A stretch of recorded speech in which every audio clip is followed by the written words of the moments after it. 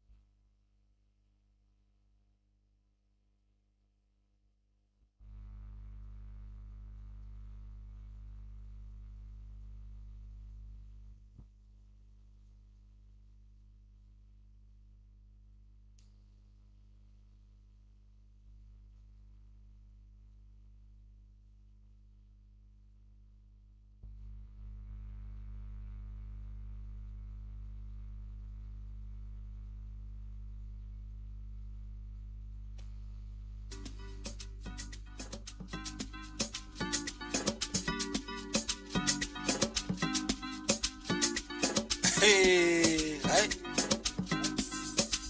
Boza wena, hey. Oh. Funa nokuluva.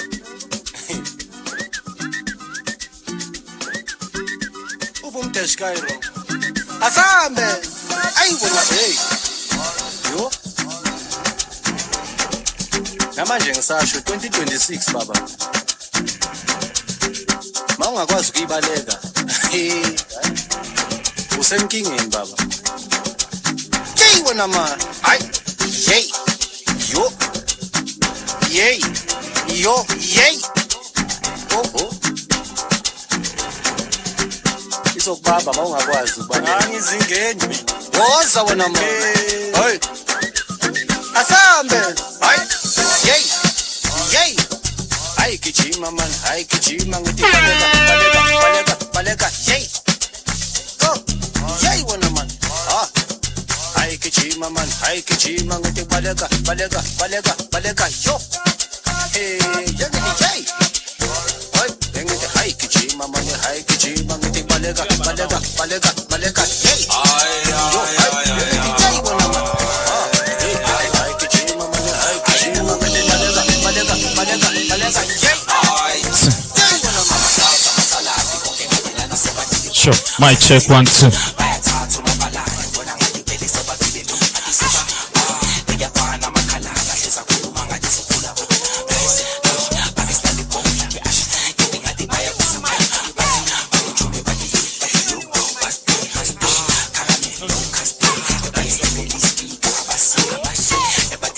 Sing.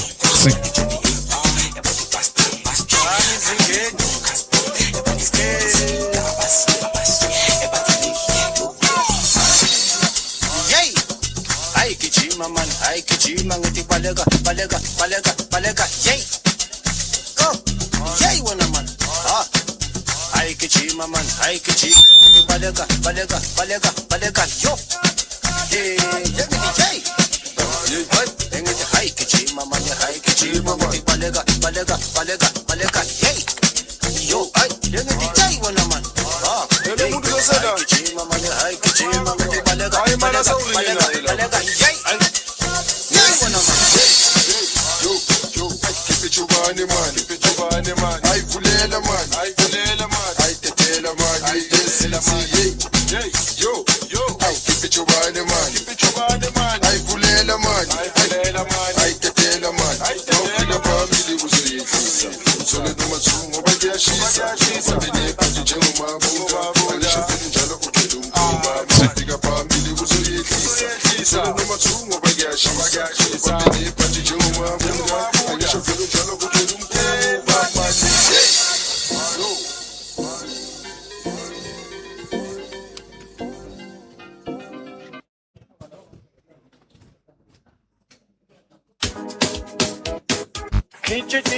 Boom, boom, boom, boom. You made the same. Business is growing. But your payroll slower than snail. Meet Black Nova Business, the financial payment infrastructure built to help businesses collect, pay, and scale globally with clean API infrastructure, multi-currency wallet, NGN virtual accounts, and bulk transfers lives in one place. Because where your business goes, your money should follow. Black Nova Business, built for businesses, scaling beyond borders.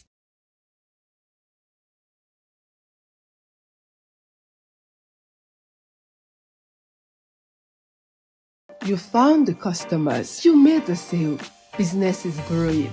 But your pay crawls slower than a snail. Meet Black Nova Business, the financial payment infrastructure built to help businesses collect, pay, and scale globally. With clean API infrastructure, multi-currency wallets, NGN USD virtual accounts, and bulk transfers, lives in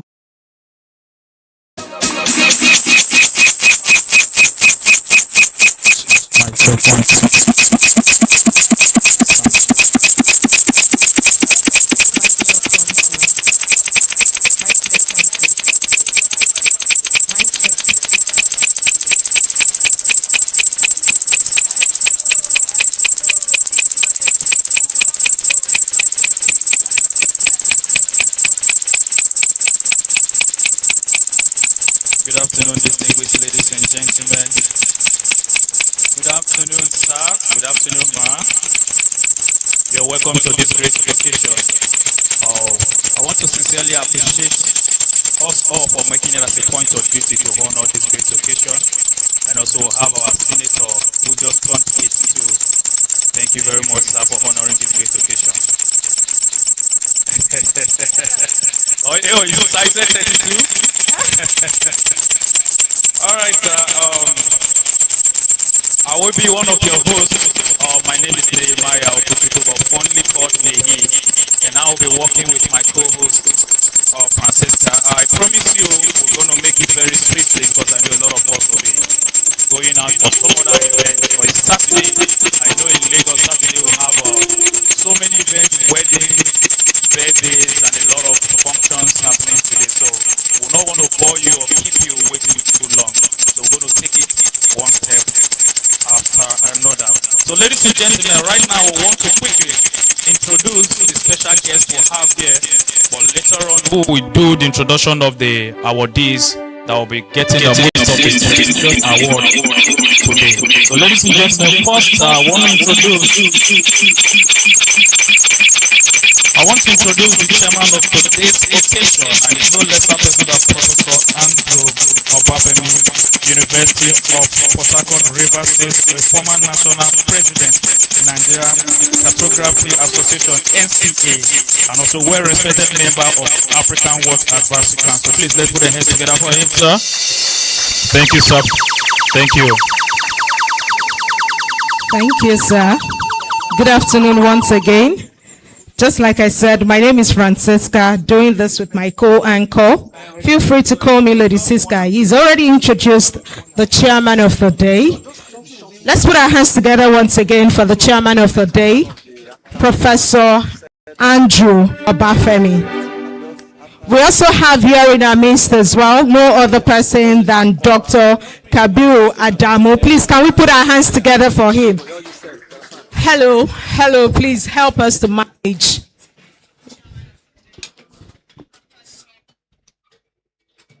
All right, thank you so much.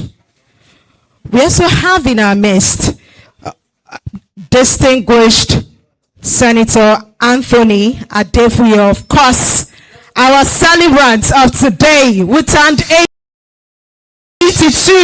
Please, can we put our hands together for him? Thank you so much. Clap it. Let us keep clapping till we say it is enough. Thank you, sir. At 82, vibrant and the sound. Yeah. I think after this occasion, Senator will do 100 meter within the vicinity. Within the vicinity. Wow. Or do you want us to do, maybe we'll do boxing this time around? Oh, yeah. Boxing is selling out so much in Nigeria. It's so selling out, so maybe you can just partake in that one. Anyways, for those who do not know, the distinguished Senator Anthony Adefuye is actually the chairman, CEO, Aresco Construction Company Limited, GAC member, who Afrikanwatch marks his birthday.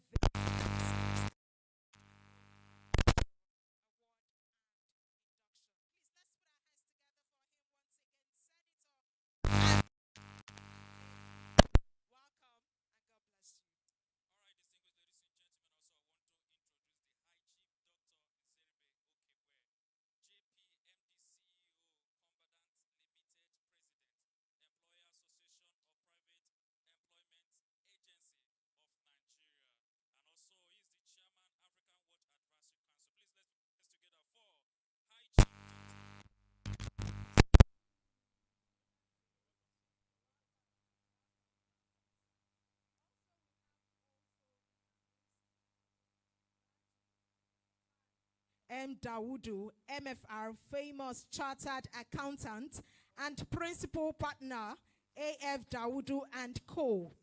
He will receive a Lifetime Achievement Award alongside with the distinguished senator today. Please, let's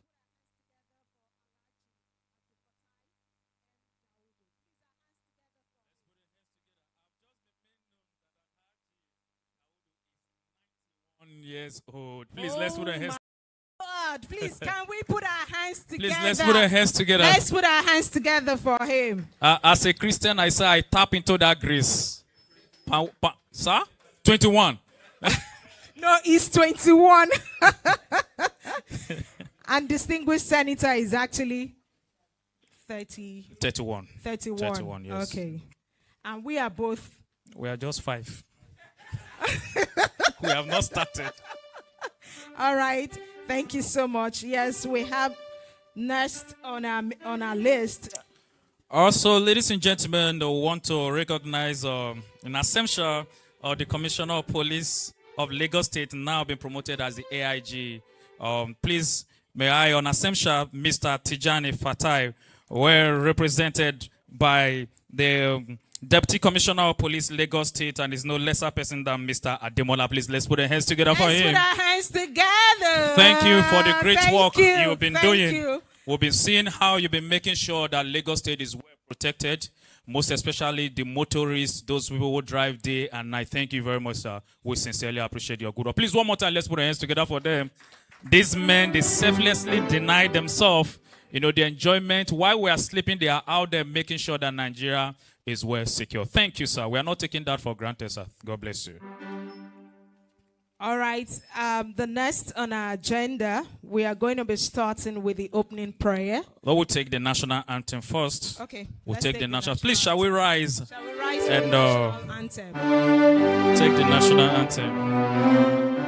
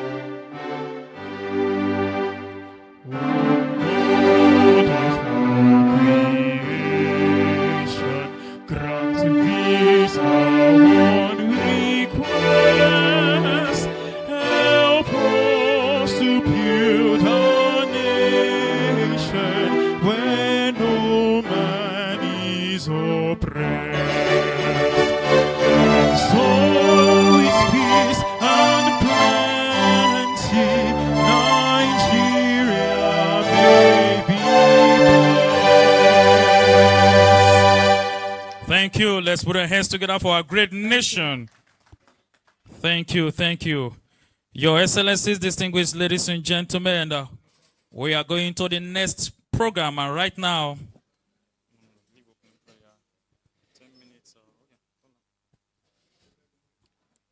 okay. So right now, I want to take the Afrikanwatch documentary. Yes, and also the welcome address, which will be taken by no other person than Chief Dr. Nzeribe Okegwe. Please, let's put our hands together for him, for Dr. Chief Nzeribe. Please, our hands together for him as he come on stage. Thank you. Good afternoon, distinguished ladies and gentlemen. I welcome every one of you here today. Today we have a 2-in-1 celebration. First, we are celebrating Afrikanwatch, our usual every year Gold Merit Award, induction ceremony, and discussing on topical issues that affect Nigeria. And the second ceremony we're having today is celebrating the grandfather of Afrikanwatch, a man who has impacted life here and there, a man who does not discriminate tribe or religion. I've known him, distinguished Senator Anthony Adefuye, since 1995. So today, this year, makes me 31 years of excellent relationship with distinguished Senator Anthony Adefuye. We are celebrating him today in acknowledgement of all his contribution to the progress of country, Nigeria, and also the lives, so many lives he has impacted, including my own life. Today we'll be talking on a topic that dwells on election integrity and security. And we have a highly respected personality who will do justice to that topic in the person of my professional colleague, Dr. Kabiru Adam, who is seated here today. I welcome you, sir. I also want to appreciate and welcome the chairman of the occasion today, our Professor Andrew Obafemi. I welcome you, sir. And I want to welcome the elderly ones here present. Alhaji Daudu, who is 91 years. We tap into the elderly people that are here. When you respect elderly people, old age will get to you. Yes. So we key into the lives, the old age in the lives of the elderly people here. And I pray that everyone that is here young today will also grow old. Once again, I want to welcome every one of you, the people, the media, everyone that is seated here today. I welcome you. I want to assure you that Afrikanwatch, by the grace of God, is progressing year by year. Every year we keep getting better.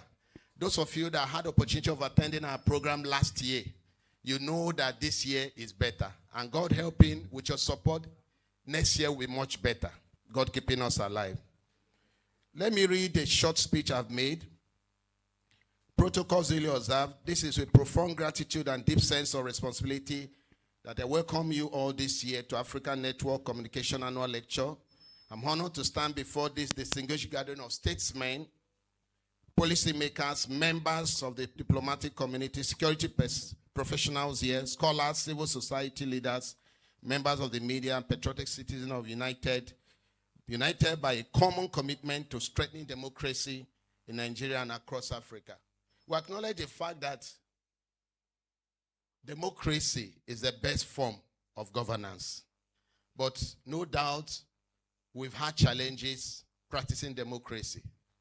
But even with those challenges, we can still get it right. Today there's an ongoing election in Osun State. But we're talking about integrity of that election. And that is what we are going to talk about. And I believe Dr. Adamo will do justice to that topic. Today's theme, election integrity and security, imperative for peaceful transition, could not be more timely than now across our continent and Nigeria. Democratic governance continues to evolve, yet the credibility of election remains one of the defining tests of our democratic institution. Elections are not merely periodic political events. They are expression of the sovereign will of the people. Their integrity determines not only who governs, but also the confidence citizens place in democracy itself. For me, I believe that democracy has truly come to stay in Nigeria, where we have a situation we will vote somebody not because he's our tribe man. We'll vote somebody not because of religious background. We'll vote somebody because that person can deliver and make Nigeria great. Once we get to that level, we'll know that Nigeria has matured politically. And I'm seeing it coming very soon. God keeping us alive. Election integrity rests upon transparency, accountability, inclusiveness, impartial institutions, and strict adherence to the rule of law. Impartial institutions where whoever is in authority will not use police against the opponents. Impartial institutions where police will say, I'm here to serve my fatherland and not a person. Security, on the other hand, extends beyond the deployment of personnel during election. It encompasses creating an environment where every eligible citizen can participate freely without intimidation, violence, or coercion or fear. I should come out freely and vote. Nobody should force me to vote this person or vote this person. If I want to vote, I should vote Senator Anthony Adefuye, not because he's my friend, but I should vote Senator Anthony Adefuye because he can deliver. That is how it should be. As Africans, we have witnessed both inspiring democratic transitions and painful electoral crises where lives are lost. The blood of these ones that are dying is not worth it. Because you want to come and preside over Nigeria. When you kill all of us, who will you preside over? So it's not worth it that we use area boys and whoever and start killing here and there. At the end of the day, You will not have anybody to preside over. Technology has transformed electoral process through innovations such as biometric voter accreditation, electronic transmission of results, and digital voter education. This should be the right way to go about, but sometimes they don't allow these things to work. Introducing digitalization of electoral process should be the best way to ensure free and fair election, but sometimes these technologies are compromised. And I believe that every one of us will stand up and stand for the truth and fight for justice for this country to move forward. While these advancements have improved transparency, they have also introduced emerging threats, including cyber attacks. Yes, cyber attacks, misinformation, disinformation, and digital manipulation in this time and season of, AI. Somebody will go and make arrangement and do a video, AI video, of a political opponent, maybe naked somewhere. And that is why we have to be very careful. It's not everything we see on social media that is true. This is a cyber. They can attack opponents in that way. Don't believe everything you saw on social media. Most of the things on social media are fake lives. They have also introduced emerging threats, including cyber attack, misinformation, disinformation, and digital manipulation. Consequently, protecting electoral integrity now requires collaboration between government, security agencies, technology experts, media organizations, and citizens. Political actors also bear a profound responsibility. Democracy demands that contestants respect established rules, reject violence, discourage inflammatory rhetorics, and demonstrate the maturity to accept credible electoral outcome. You cannot say only when you win election that the election is free and fair. That is what is common in Nigeria. If you win the election, hey, this election is free and fair, but the other person wins you, so you say it's not free and fair. So we need to get matured. We need to get matured. 2027 is by the corner. That election will determine if Nigeria should remain one. And you can make it happen. So I call on every one of us using this medium to appeal to us that the election cannot be successful without your input. You and I have what it takes to make Nigeria a better country democratically. And I call on every one of us, let us support the progress we are making in advancing this country. And God will bless us and keep this country one and help us to be alive to benefit from a successful and a progressive Nigeria. Once again, I welcome you all. May God bless us and bless this event.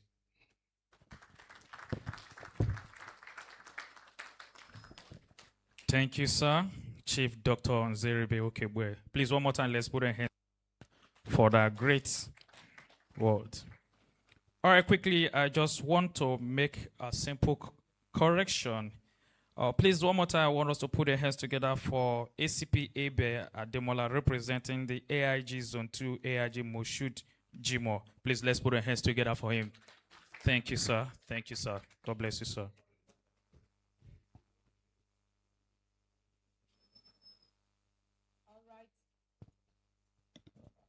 Okay, thank you once again. Please, let's put our hands together. He's here in our midst, Mr. Sam Omoshaye. Please, let's put our hands together for him. Please, let's put our hands together for him. Thank you. He's the chairman, editorial board, Nation newspaper, one of the country's most celebrated icons of letters. Please, can we put our hands together once again for Mr. Sam Omoshaye? Thank you. So we'll be going into the next agenda for today's event. All right, Your Excellencies, while Chief Dr. Nzeribe was making his remark, Prophet Tayo Kpokpola actually walked in, a professor of political communication and also head of Department of Mass Communication, University of Lagos. He will be delivering a keynote address, Senator Adefuye at 80. Please, let's put our hands together for Prophet Tayo Kpokpola. Where is he, please, sir? All right, you're welcome, sir. God bless you, sir.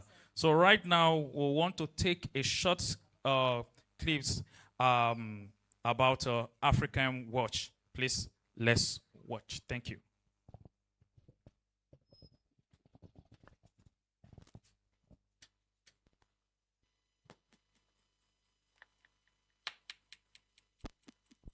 with the CAC in 2017, and its services include media consultancy and training, general news across board, digital publishing, communication strategy, journalism, profiling and editing, autobiography and biography writing, event coverage / live streaming, cinematography, production of synthetic photo books, event planning and management. The crew are Mark Ogu, editor-in-chief, essayist, and a creative journalist with realistic ideas. Sam Igebo, online photo editor, specialist, and video editor. Samuel Innocent, online site manager. Chidera Ike, news and communications. Engineer Isaac Eju, strategist. Richard Ibu, administration and planning execution. Daniel Njenu, Delta correspondent. Adewale Eyilade, Ekiti State consultant. Barrister Festus Ejike Nwanfo, Abuja legal advisor. Benga Ojo, Abuja correspondent. Sheun Shode, and Henry Ezonwegbu, design and printing. While Mr. Joe Ejofo, Deputy Registrar, Yaba College of Technology. Afrikanwatch was registered with the CAC in 2017, and its services include media consultancy and training, general news across board, digital publishing, communication strategy, journalism, profiling and editing, autobiography and biography writings, event coverage / live streaming, cinematography, production of synthetic photo books, event planning and management. The crew are Mark Ogu, editor-in-chief, essayist, and a creative journalist with realistic ideas. Sam Igebo, online photo editor, specialist, and video editor. Samuel Innocent, online site manager. Chidera Ike, news and communications. Engineer Isaac Eju, strategist. Richard Ibu, administration and planning execution. Daniel Njenu, Delta correspondent.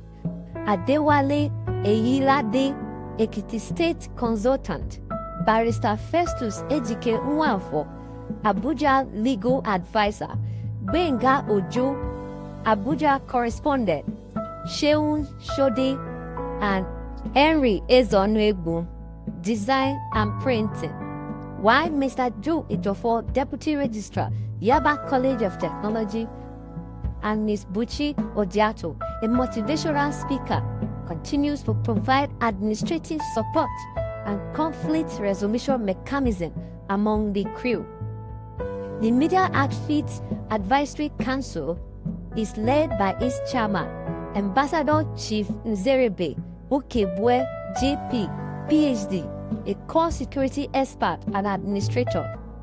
Members are Mr. Dennis Amakri, MON, SDSS Director, Professor Solomon Akimboe, Professor Andrew Obafemi, Dr. Kabiu Adamu, Associate Professor Mrs. Obiageli Modebelu, and Engineer Mrs. Felicia Agubata, PhD. All are technocrats. The Media Outfit Grand Mentors and Patrons include Senator Anthony Adefuye, Mr. Sam Omashe, Prince Lateef Fagbemi, Senior Advocate of Nigeria, the Attorney General of the Federation and Minister of Justice, Dr. Tunji Abayomi, Professor Olatunde Babawale, Colonel Barrister Dr. Abayomi Dare, retired. These personalities continue to play vital roles towards the growth and development of Afrikanwatch Network.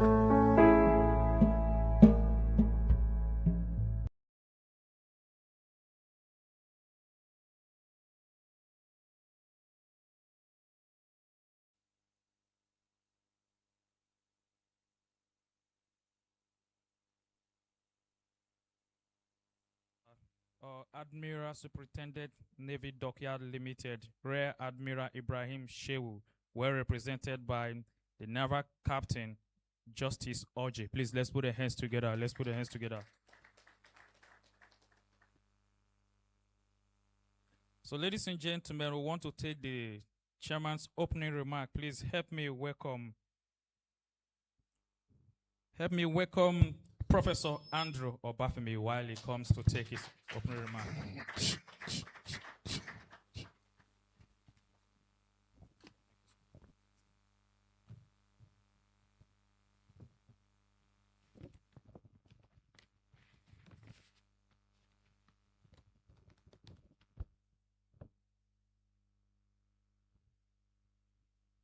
Good afternoon, ladies and gentlemen, and most importantly, our chief celebrant for the day, our daddy and father. Good afternoon, sirs. And all our guests, thank you. Without much ado, I just go straight to my address. I give all honor and glory to the Almighty God who has helped us and kept us alive to witness this fateful day. I consider it a great honor, not only for me to be here today, but to be called upon to be the chairman of this year 2026, 13th Afrikanwatch Network Communications Annual Lecture Award and Induction Ceremony. This year's event is so unique in so many ways. First, you agree with me that the choice of the Advisory Council of this organization to use this year's event to also specially celebrate and honor our father, mentor, advisor to advisors, leader of leaders, who is also the grand patron of the Afrikanwatch Network Communication, our very own distinguished Senator Adefuye, the Olugbo of Lagos, on his 82nd birthday, is no coincidence, but a noble one. It takes only an intentional, humble, and loving father in the likes of our very own father to accept that the Afrikanwatch Network Communications can go ahead to collapse its annual lecture into his 82nd birthday celebration of life and faithfulness to the Almighty God. This singular act goes to affirm the place of Mr. Mark Ogu, the visionary and editor-in-chief of this great organization, his innovative and hard-working crew, as well as the entire members of the Advisory Council and grand patrons of the Afrikanwatch Network, have found in the loving heart of our father, grand mentor, extraordinaire, the very distinguished Senator Adefuye. This we sincerely appreciate, sir. The title of the 15th annual lecture, Elections, Integrity, and Security Imperatives for Peaceful Transition, was carefully chosen to provide us with a platform to reflect on where we are coming from and a mirror to where we should be heading as a nation when it comes to such burning issues of election, integrity, and security in our country.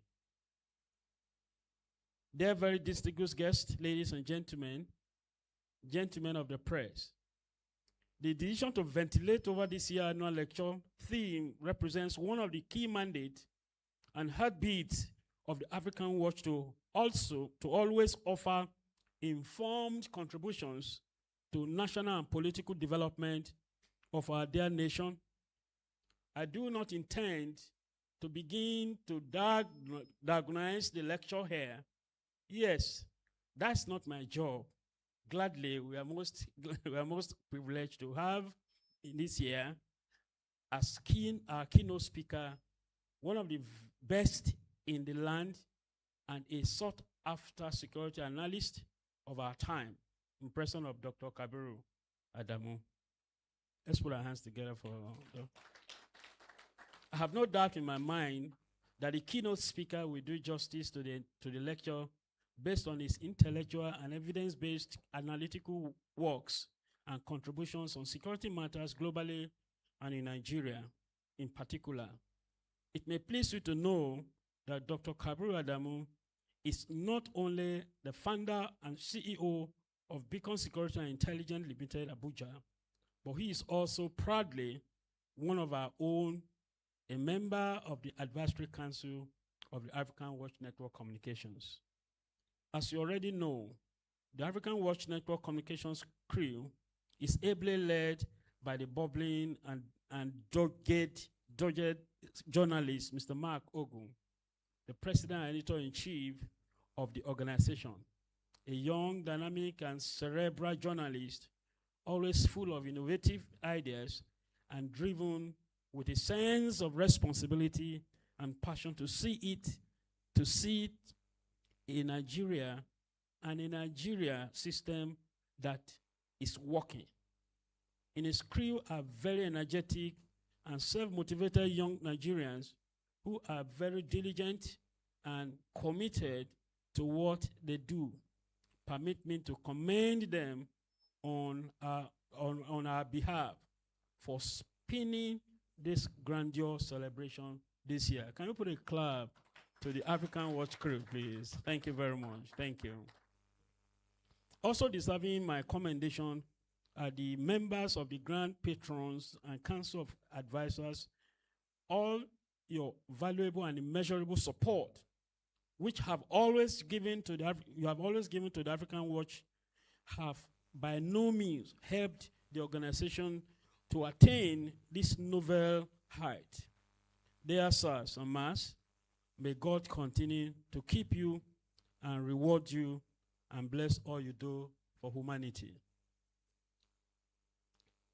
I thank you for believing in this media outfit and for providing continued support and mentorship for these young patriotic Nigerians. Their choice and decision to toe this path of honor and dignity by organizing annual lecture, award, and induction of distinguished Nigerians from all walks of life deserve our applause. Can we give Afrikanwatch another applause? Thank you very much. At this junction, I cannot end this address without thanking all our special guests and especially our awardees in today's occasion. Your acceptance to be here means so much to us. Your presence and support, or anticipated support, have also added color to the success of this annual flagship event. Nigeria is our beloved country, and we must all strive to contribute together our quota to its progress, irrespective of its numerous challenges.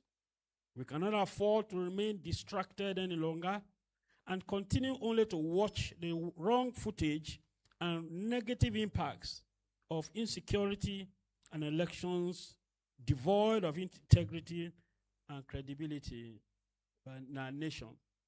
Let our renewed hope be that peaceful and credible elections in a secured environment.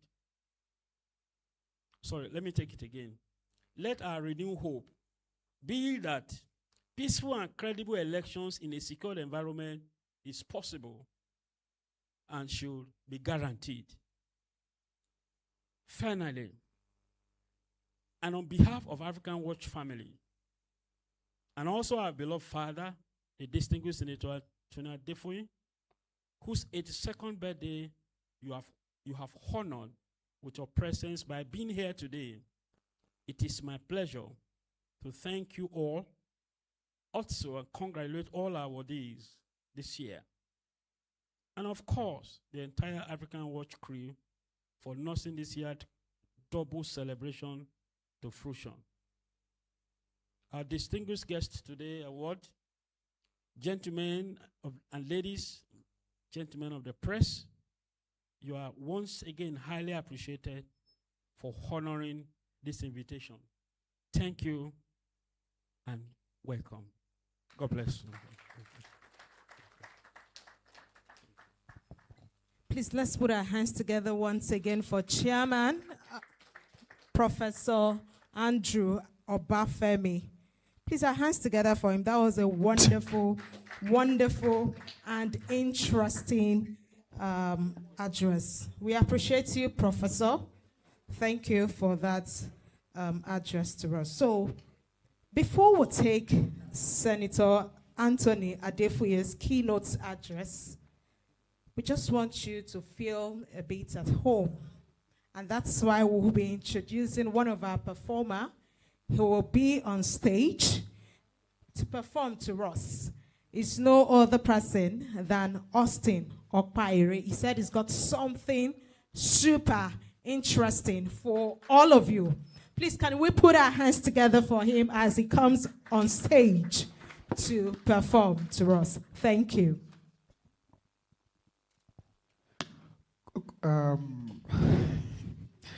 Good afternoon, distinguished ladies and gentlemen. My name is Austin Okpaire once again. Now, music itself has a unique way of expressing our prayers, wishes, and heartfelt emotions, right? Now, this afternoon, I'll be presenting just, a couple of songs that I prepared, right? It's basically trying to convey our sincere blessings and goodwill to the celebrants. I begin with handles wherever you walk. It's like a prayer song. So please, I would indulge also to listen because this is going to be a masterpiece. Thank you very much.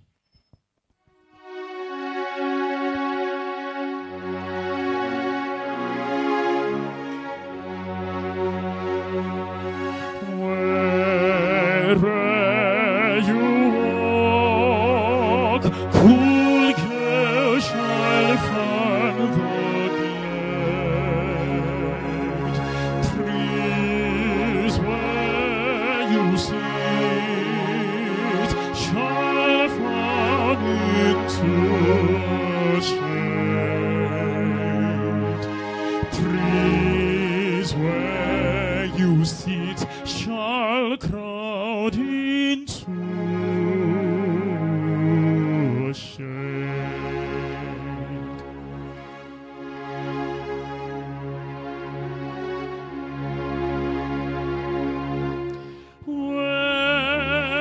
Where you walk, cool girl shall find the glade. Trees where you sit shall crowd into a shade.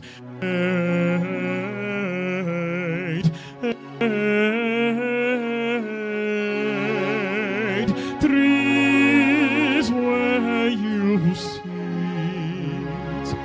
shall crowd into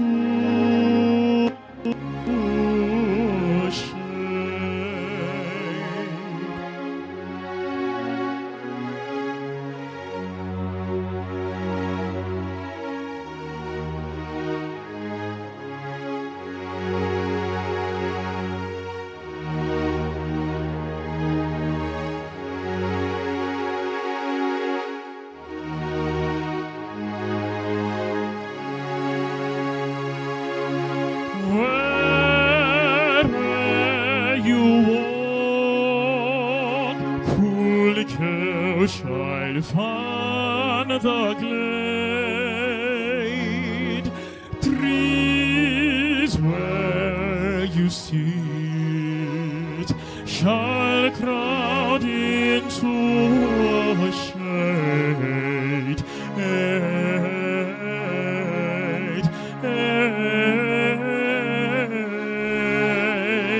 Trees where you sit shall crowd into shade.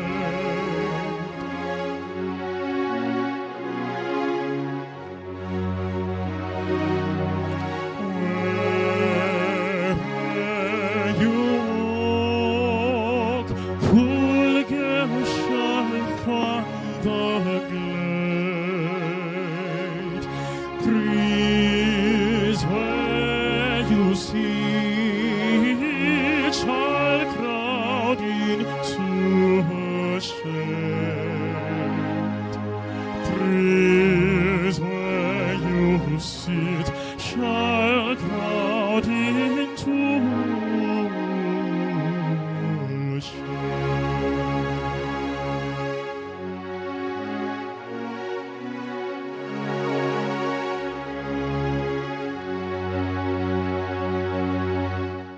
Thank you very much.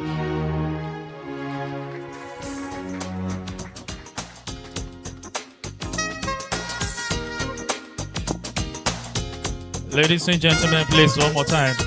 Let's put our hands together for that great performance.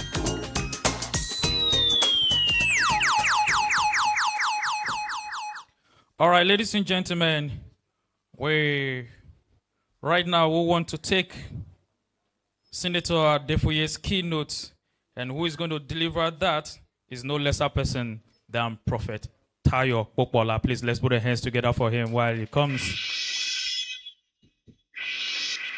Professor, yes, yeah, we know. But we are putting the spirituality first. Amen, sir. Amen, sir. Please, one more time, let's appreciate him. Let's be.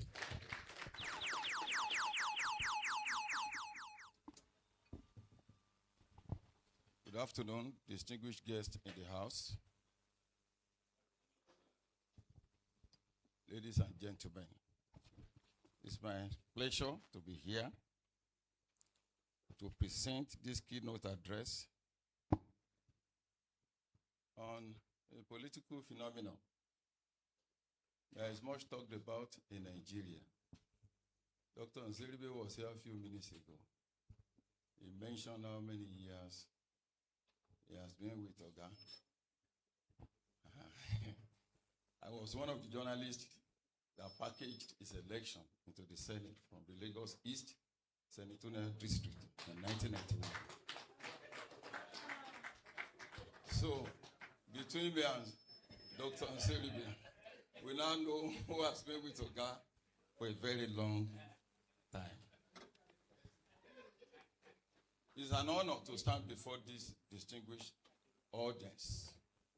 Distinguished audience, including my dean, School of Progressive Studies, University of Lagos. We call him Professor Triple A, Oshinobi, and our former sub-dean. I say good afternoon. I congratulate Afrikanwatch Network for this occasion. Standing on the existing established protocols at this eventful, colorful, historical, epochal, and memorable event, it is my pleasure to stand before this esteemed audience this day, 15th of August, 2026, delivering this keynote address. I congratulate the organizers of this event for their consistency and doggedness since this annual event's lecture began a few years ago. Can we put together for the organizers?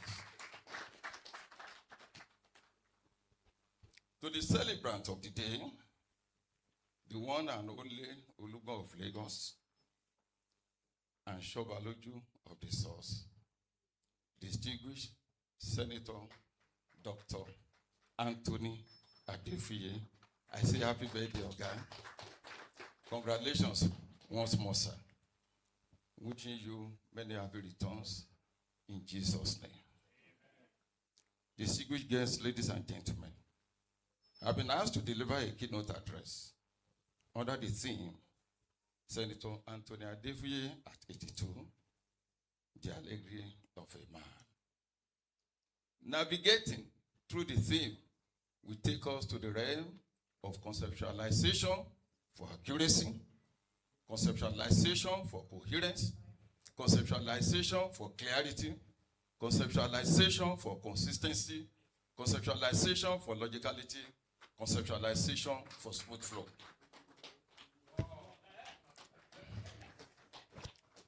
In literary journalism, allegory is regarded as an expression of truths or generalizations about humans. The online Oxford English Dictionary on its part described allegory as a story, picture or other piece of art that uses symbols to convey a hidden or ulterior meaning, typically immoral or political one. In the realm of political communication, an allegory is a form of verbal and non-verbal communication to sell a political personality, a product, or ideas. What the organizers of this lecture stroke award pin as allegory is therefore what this paper presenter described as the attributes in the celebrant's biography published in 2008 under the title The Man, Senator Anthony Ogungbemi Adefuye, published by Corporate Lifters International. The book was updated, edited, and relaunched 2 years ago during August's 80th birthday. Can we put our hands together?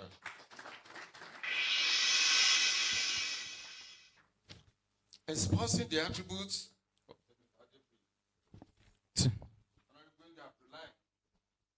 the frontline politician said, besides the Second Republic Governor of Lagos State, Alhaji Lateef Kayode Jakande, I am yet to find any other leader who is so grassrooted like Senator Adefuye, who will allow anybody in his home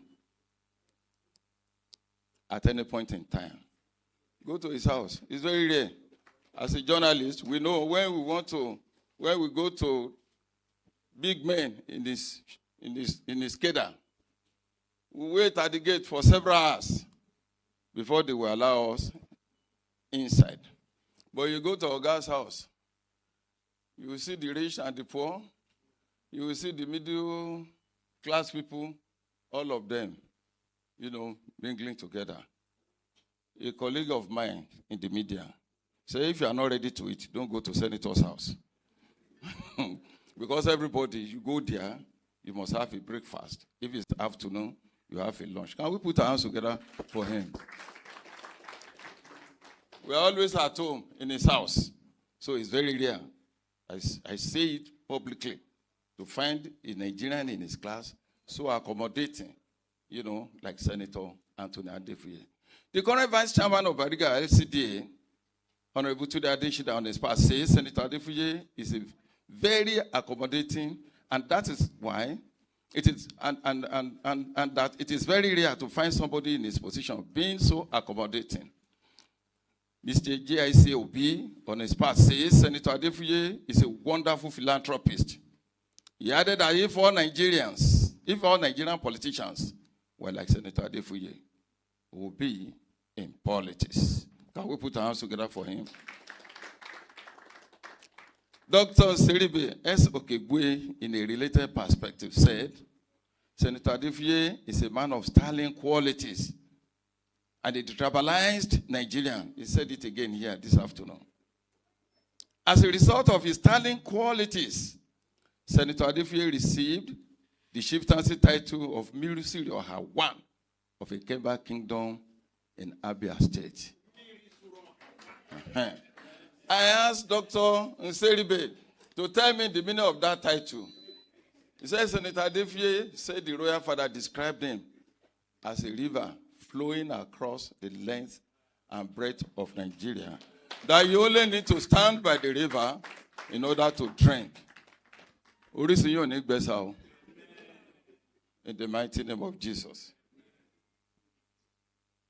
Members of the fourth estate of the realm have similarly written on the personality and attributes of Senator Adefuye. Dr. Emeka Nwosu, the chairman of National Association of Political Correspondents, NAPOC, describes Senator Adefuye as an old war horse in Lagos politics. He added that whoever ignores Adefuye politically is doing so at his or her own peril. Yes, I'm telling you. Again,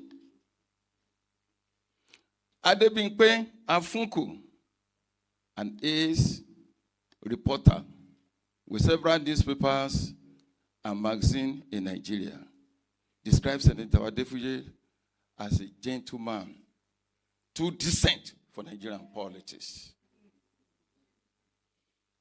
Johnson, in the 2008 publication, quoted Hannah Arendt, a political philosopher, who said, truth and politics are rather on bad terms with each other.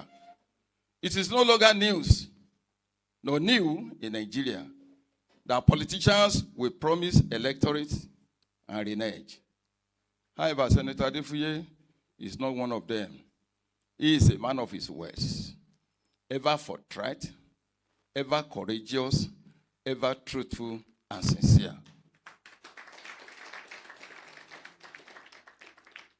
Meanwhile, Niccolo Machiavelli once said in his classical and authoritative textbook, The Prince, and I quote, "The ruler should not depart from what is morally right if they can observe it."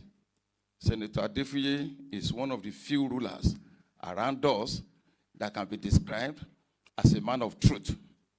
As JICOB said, if I have the likes of Senator Adefuye in each of the 6 geopolitical zones in the country, Nigeria will be a better place. Since the return of democratic governance in Nigeria in 1999, media news reports on corrupt practices by those in the corridors of power are a daily occurrence. However, it is gratifying to note that Senator Adefuye was in government and served as a member of several committees in the Senate. He was also board member of many companies, including Warri Refineries and Petrochemical Company. In all the places he served, he distinguished himself without any blemish. Can we put our hands together for him? As we celebrate this iconic leader at 82, going by the foregoing attributes, one can describe Senator Adefuye as a virtuous politician who has respect for others and live by the cardinal virtues of renowned political philosopher Plato, as espoused in his classical book entitled The Republic, such as wisdom, courage, temperance, and justice. After a consistent and close study or observations of Senator Adefuye since 1991 to date, my conclusion is that Senator Adefuye is an utilitarian politician. Jeremy Bentham and John Stuart Mill describe utility as satisfaction gained from consuming a product. Senator Adefuye is in politics not because of what he will gain, but rather sees politics as a vehicle to train young politicians, empower the powerless, transform the environment where he finds himself. Can we put our hands together for him? Senator Adefuye is also within the frame of leaders who we describe in political communication as active, positive leaders. Leaders like this, they are very few. And I wrote on this, published in an international journal. I looked at Nigeria since independence to date. Nigeria is blessed with active, positive leaders. But such leaders were never allowed to be in power at federal and state level. We are that active, positive. That's why they call him Baba Kekere. So, in order not to lose focus of the paper, he's an active, positive leader. And the active, positive leaders are in office and enjoying responsibilities attached to the office. They carry out their responsibility with ease, without tension, and without pressure. I wish you observed Senator Adefuye during the election. No tension, no pressure. No matter the reports, as they are coming left and right, as he's giving instruction to this person, this is what you should do, he's putting this one on standby and is also moving forward. Every set goal politically during the elections are always achieved. That is an active, positive leaders. They are not very common all over the world. There are few. In the words of James Barber, a renowned American professor of political science, he said, and I quote, "The active, positive leaders are attracted to and find satisfaction in politics because it offers them opportunity to serve and succeed via the attainment of a set goal. More importantly, ladies and gentlemen, active, positive leaders like Senator Adefuye are loved intrinsically and encouraged as children, and thus grew up feeling good about themselves. They develop high self-esteem while learning that it is gratifying to achieve. I implore you to read the senator's biography for a full account of how his success in life was molded and packaged by his parents. It's a lesson for all our parents that you want your children to be like Senator Adefuye. You have a very big responsibility. In the updated biography, he delved more in this area, and we were privileged to equally see part of them when Mama was still alive. If Mama cooked, he will come and call Oga. She will come and call Oga, and Oga will say, "Oh yeah, Eja loso do Mama, oúnjẹ ready." The man is so loved. He was given affection, and if a child is brought up like that, there is no way the society will not benefit from it. Dr. Nsiribe said, "Ministry of her one." The title that the Igwe gave him in the East is as a result of the proper upbringing of Senator Adefuye by his parents. Distinguished guests, ladies and gentlemen, I will soon round up the keynote address. To date, American president in this category of active, positive leaders who share these attributes with Senator Adefuye include Franklin D. Roosevelt, Harry Truman, John F. Kennedy, Jimmy Carter, and Barack Obama. As our distinguished senator marks his 82nd birthday, I wish him a long life, good health, sound mind, prosperous future, and fulfillment in Jesus' name. I thank you all for listening. God bless you all.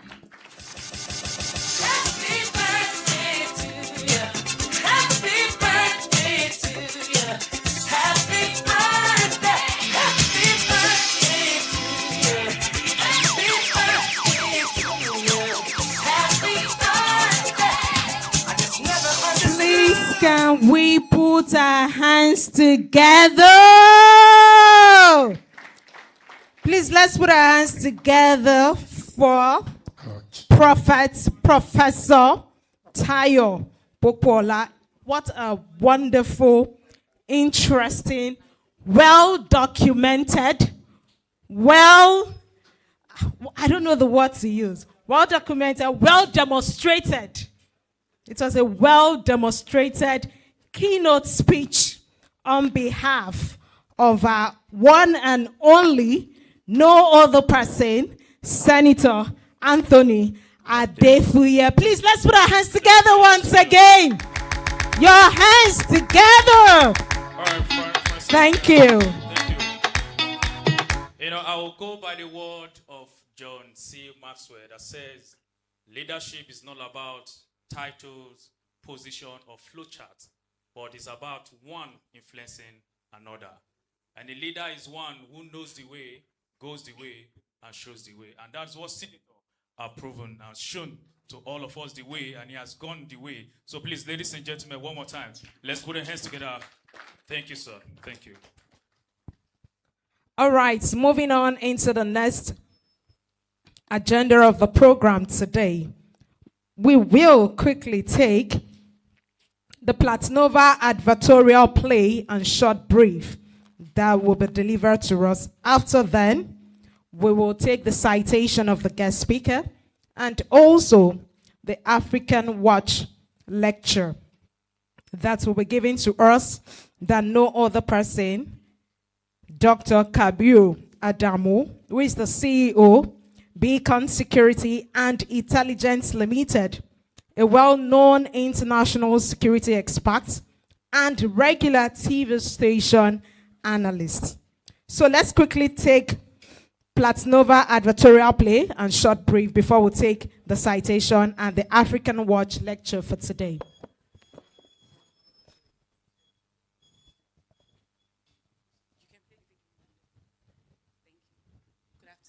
Good afternoon. You're welcome. Yeah, I'm here to take the Black Nova brief. That's fine. Okay.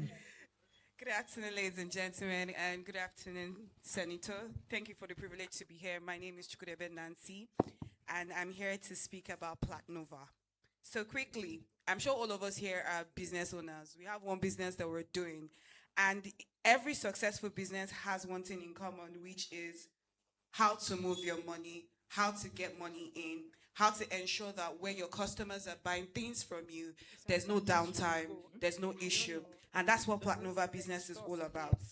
So this is where Black Nova Business comes in. We provide financial infrastructure businesses that need to collect, move, manage, and reconcile money. And through our APIs, businesses can also integrate their capabilities directly into our platform. And importantly, we are not just built for transaction, we are built for scale. So whether you're building a growing business, running a high volume organization, or building financial services into your own platform, Black Nova Business is there with you. Now, we all know we have problems here in Nigeria for business owners. Please, how many business owners do we have here? There are plenty, right?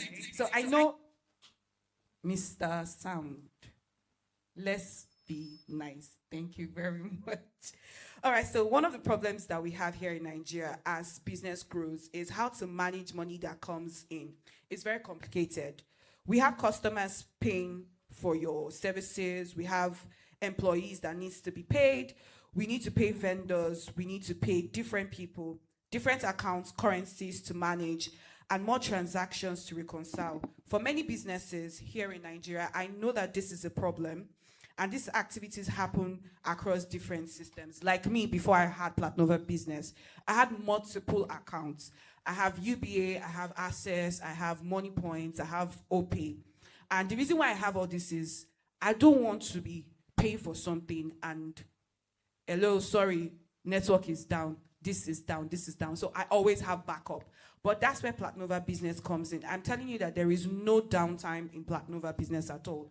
For those of you who send out money, you want to pay a vendor in China, you want to pay someone in Australia, I'm guaranteeing you here that with Black Nova Business, you are not going to suffer any downtime.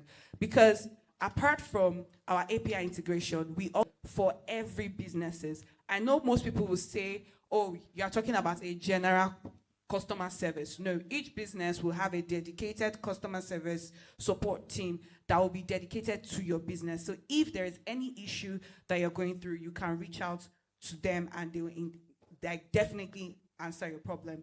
So let me speak about collections, one of the things that our Black Nova Business does. So the first part is what I call collections. Business needs simple and reliable ways to receive money.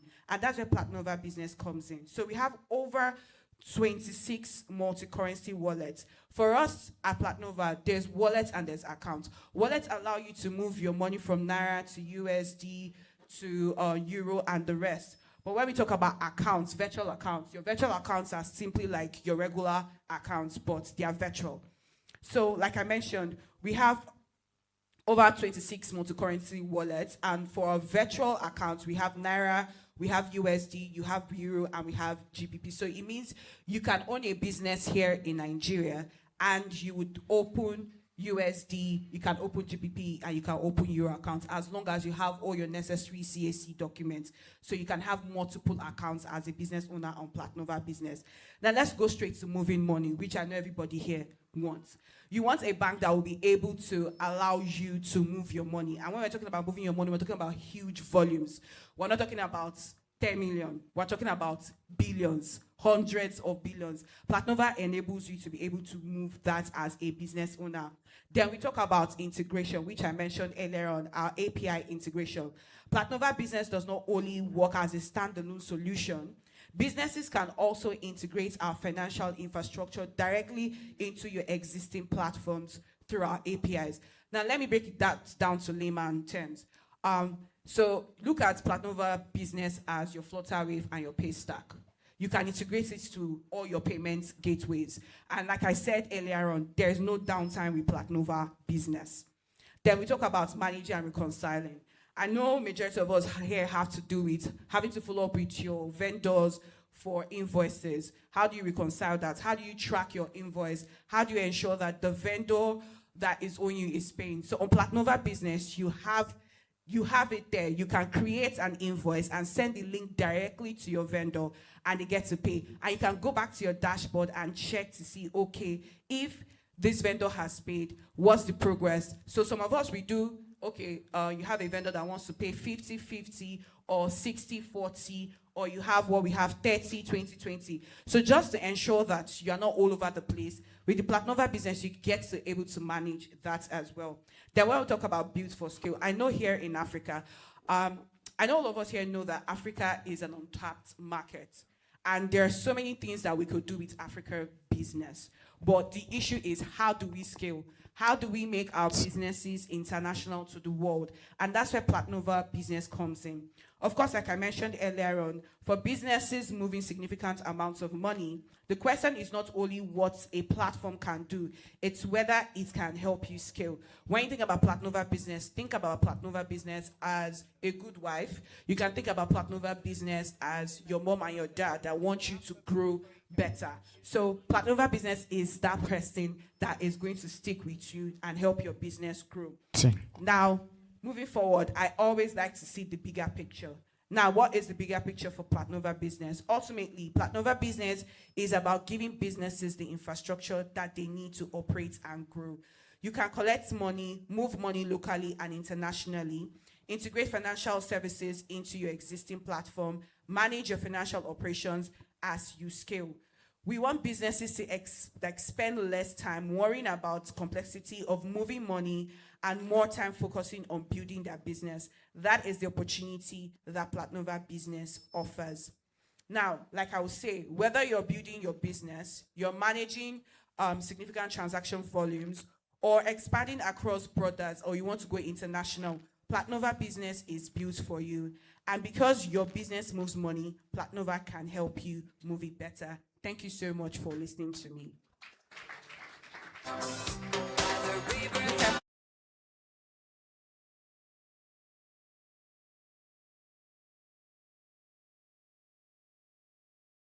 You found the customers, you made the sale, business is growing, but your pay crawls slower than a snail. Meet Platnova Business, the financial payment infrastructure built to help business. You found the customers, you made the sale, business is growing, but your pay crawls slower than a snail. Meet Platnova Business, the financial payment infrastructure built to help businesses collect, pay, and scale globally. With clean API infrastructure, multi-currency wallets, NGN USD virtual accounts, and bulk transfers lives in one place. Because where your business goes, your money should follow. Platnova Business, built for businesses scaling beyond borders.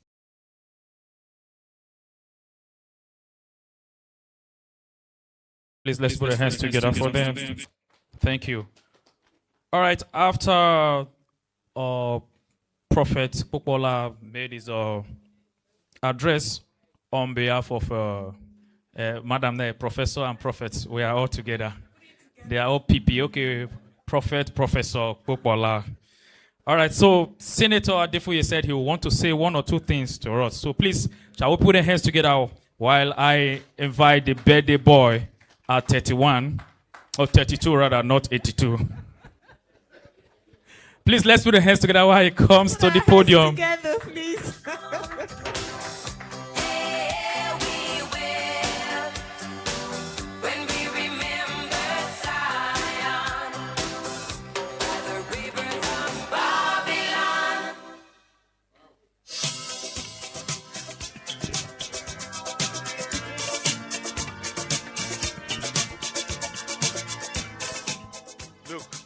You know the music I want you to put? As it is sweet us, it depends them. Do you have it? You don't have it? Okay. I will sing it for you. As it is sweet us, it depends them. As it depends them, it is sweet us.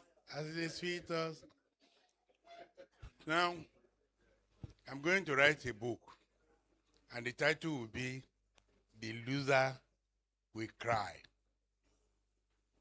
Have you ever seen a loser who doesn't cry? When President Trump lost the election, he said it was rigged. But when he won, it wasn't rigged. When he came back the second time, he won. It wasn't rigged. So the loser will cry. All this you have been saying here is because you are not part of it. You just listen to what the journalists say. And they must say something because they are paid to say something. I will tell you, in any election, I stay by my polling booth because I want to know how I stand. I don't give money, I don't do anything. And when those boys who want to come and scatter come, and they see me there, they just leave. They say, Baba is here, and they just leave. Most election,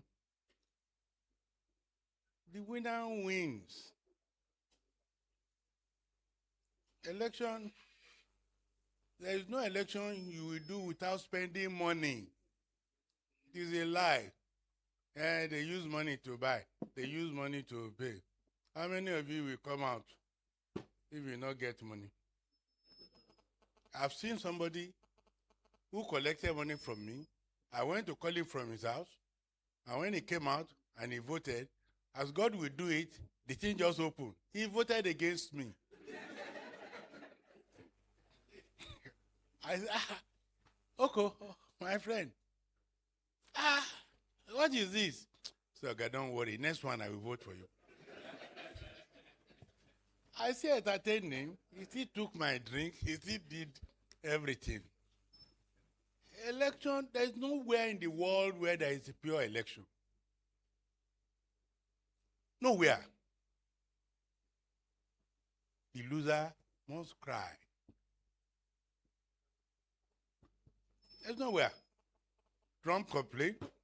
Anytime they defeat them, they will complain. What's the other name of the woman? He complained. When the woman complained that he lost election, that it was rigged out, I took time because I thought they were popular. I went to America. I went to my political associates there, and he said, excuse me, America is not ready for a woman president. America is not ready for a woman president. Any party who puts a woman as a candidate will lose. But most of us, we don't know this. Okay. Some of you will. When there is time for election, is a time they also give holiday. They tell you to nobody should move. And he knows that when you get there, you don't know him because he's an ordinary man. So and he knows that when you get there, you don't know him because he's an ordinary man. So what he gets now, that is his own. Don't deceive yourself. No money, no vote.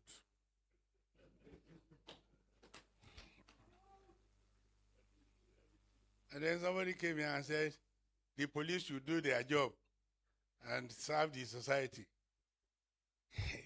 They got an employer now. Somebody employed them. Abi? Of course. They under you're only loyal to your employer. Say the police should do their job. They should be loyal. Loyal to who? They can be loyal to who employed them. What is loyalty? Who employed you must be loyal. What is loyalty? Your wife must be loyal. Abi? Must be loyal to the husband. So, it's good to come out and speak. Do you understand?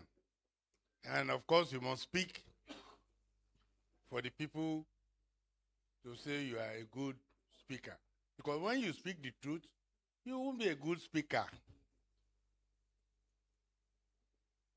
Come out and say, if you want to see a man who has fallen down, look at his wife. And all the people who are there, they are women. Which kind of yes speaker you be? Eh? So, the truth must be spoken. The loser will cry. If they do this election in the Osun State 10 times, the loser will still cry. Now tell me,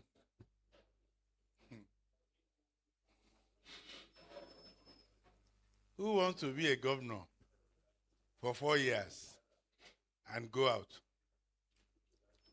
Do you know what it means to be a governor? You will control trillions of naira. The budget of every governor now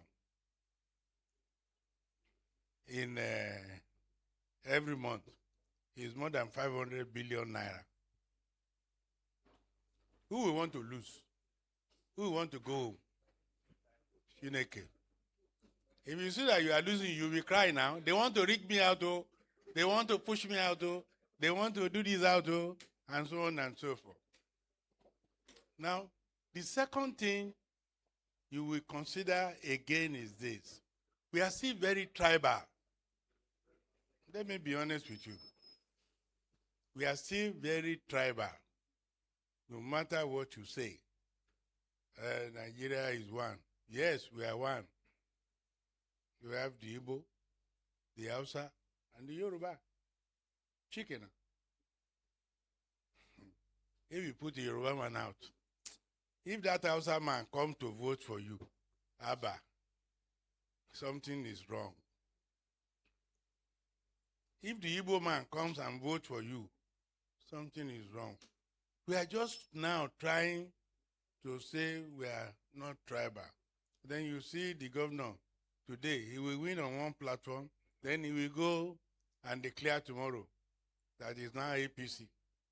So APC now has how many governors? 30.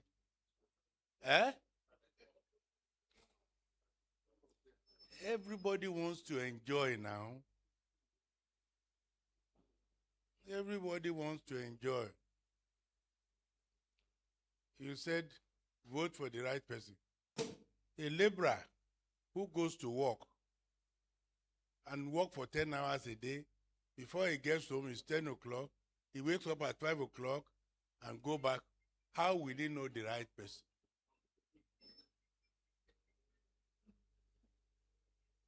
We go out, we begin to campaign and begin to dance. Yeah, yeah, yeah, you. How many people have television to watch what you are doing? And if they have television, why must they tune to you who's campaigning for yourself when they can go to 151, 152, 154, African Magic, and so on and so forth? Tell me. Today, I was on 152 for 3 hours before I realized, oh, there is an election in Osun State. When I tuned to it, the man was saying, I quickly cheat back to 157, Yoruba play. So don't let us deceive ourselves. What you say outside is completely different from what we do. Completely different. I will tell you, my political allies, sometimes ago, they all gang up and said, they will not come to me again. Yeah. When I heard of it, I was so happy. My business within that 1 year or two went up. I was able to concentrate. I was able to manage my business. I was able to become clinical. When they came back, I said, hey, Wala don't come back again. Wala don't come back again. No. So,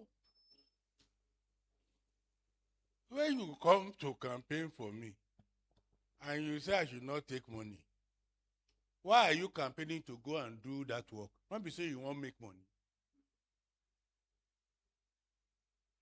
Answer me now. Because all of you come here, don't vote for money. Don't vote for what you should vote for.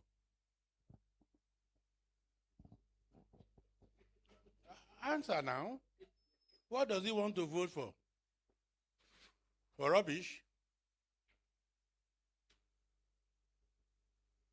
So when we campaign, we just dance around, we talk to ourselves.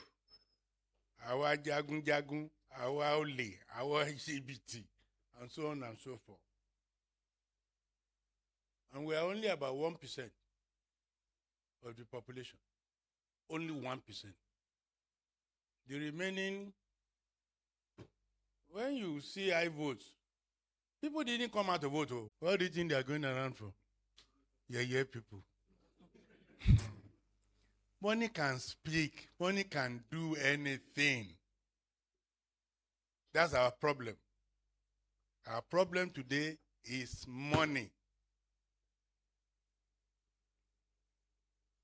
But we are improving a bit. Now, you cannot just bring out cash. We are beginning to use card. We are beginning to use card. And that will reduce the effect of money in politics. This card we are using, most of you don't know the effect of.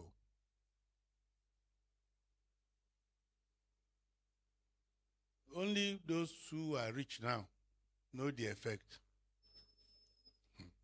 If you transfer too much money, then go tell government. And government will find out where did this money come from. Do you know why there are so many churches now? Who can tell me why there are so many churches now? Pentecost say, money laundry, that's all. Just for money laundry. We don't audit churches. So if I want to hide my money now, I will just say St. Anthony Gospel Church. Abi? St. Anthony Gospel Church. And then nobody will ask. Okay. I will tell you. How did winners come to play? Who can tell me the story of winners? I will tell you in a brief. I'm sorry you have taken your time. But if we don't tell ourselves the truth, we are wasting our time. We just come here, come chop, small chop.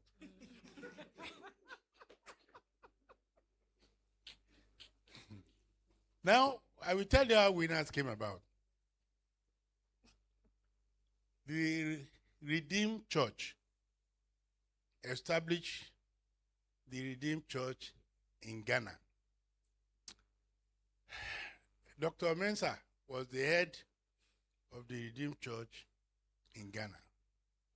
And he was given $650,000 by the Redeemed Church, Nigeria, to build the Redeemed Cathedral in Ghana. Now, after they have built that church, the Redeemed Ghana was sending $50,000 to Redeem Nigeria every week. And after about 10 years, they now told Redeem Nigeria that, look, you won't send, we have tripled the money you gave us. Let us now use our money to expand Redeem Ghana. And the Redeem Nigeria said, chow, over my dead body. They said they removed Mensah as the head of the Redeem and installed somebody else. And Mensah said, in Ghana here, yeah people.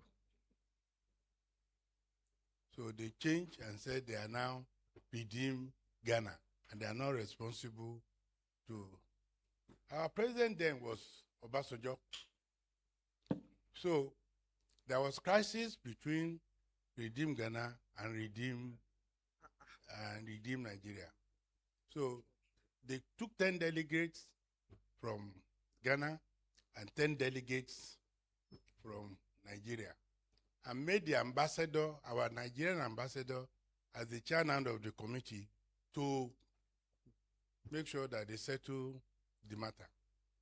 Now, when the Redeem Ghana narrated how they have tripled and then sending money to Nigeria, and Nigeria just said, well, it is our church and we can appoint whoever we have and so on and so forth. So a decision was taken that Redeem Ghana can go, they are paid all they are paid, and the Redeem Nigeria can stay. Now, I told you then, I will repeat it again, our president then was Obasanjo. You see why later I will tell you why I'm repeating that to you. So, the Redeem Ghana now say they are winners. That is how the name winners came to be. Obasanjo, who was our president, lives in Ota. So he invited one of the Redeem pastors who was somewhere in the north to come and establish winners in Ota. So that's why you have winners so established in Ota today. Now, the winners in Ota, they have 3 jets. Who uses those jets? That's left to you.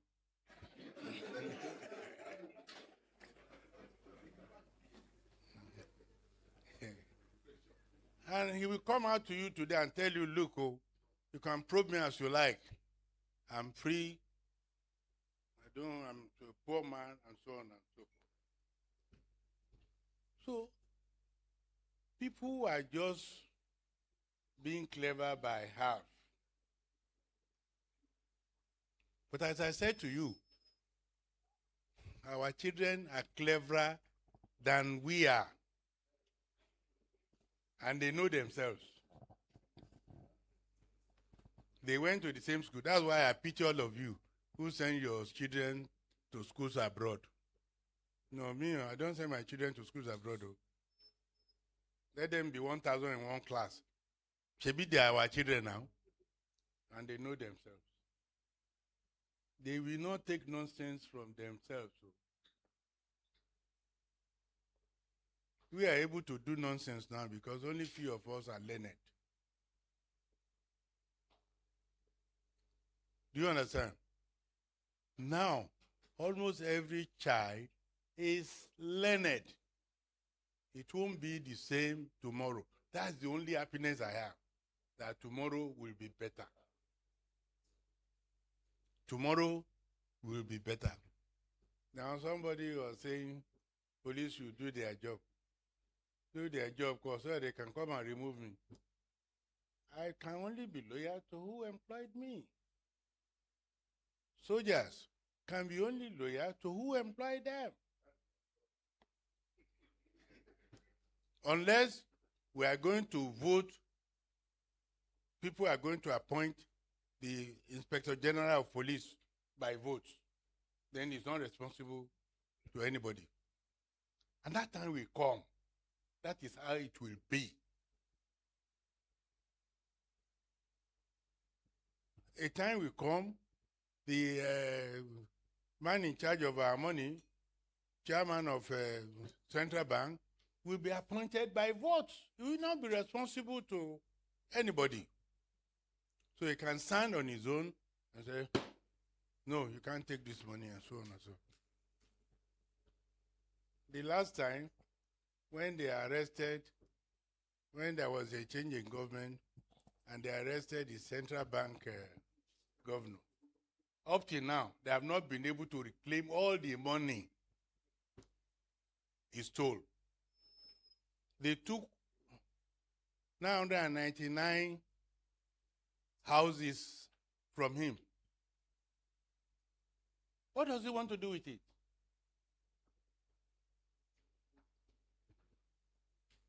Some of you will be praying, I want to be rich, I want to be rich. To be rich is a disease, oh. You don't go feel sleep. You go be thinking you're the king of money. You won't be able to do anything. So, ladies and gentlemen, I just want to thank you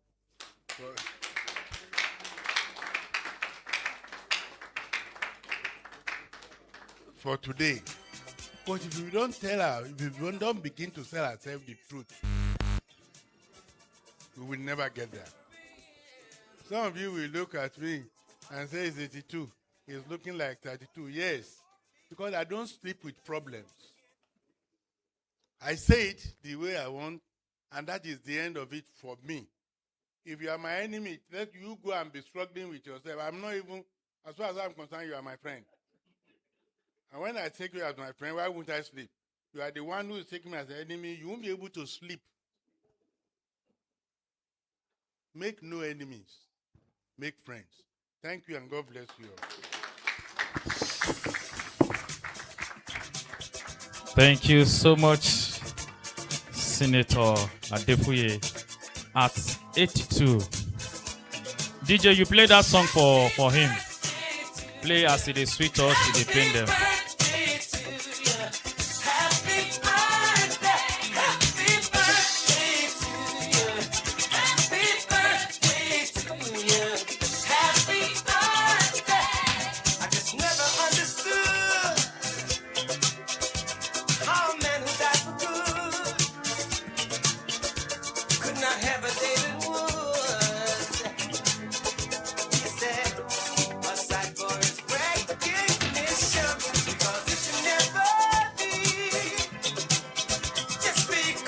All right, thank you, Mr. DJ. Thank you, thank you. Your Excellencies, distinguished ladies and gentlemen, I'll leave the media to play the biography of the man who will be taking us on the brief lecture, and is no lesser person than Dr.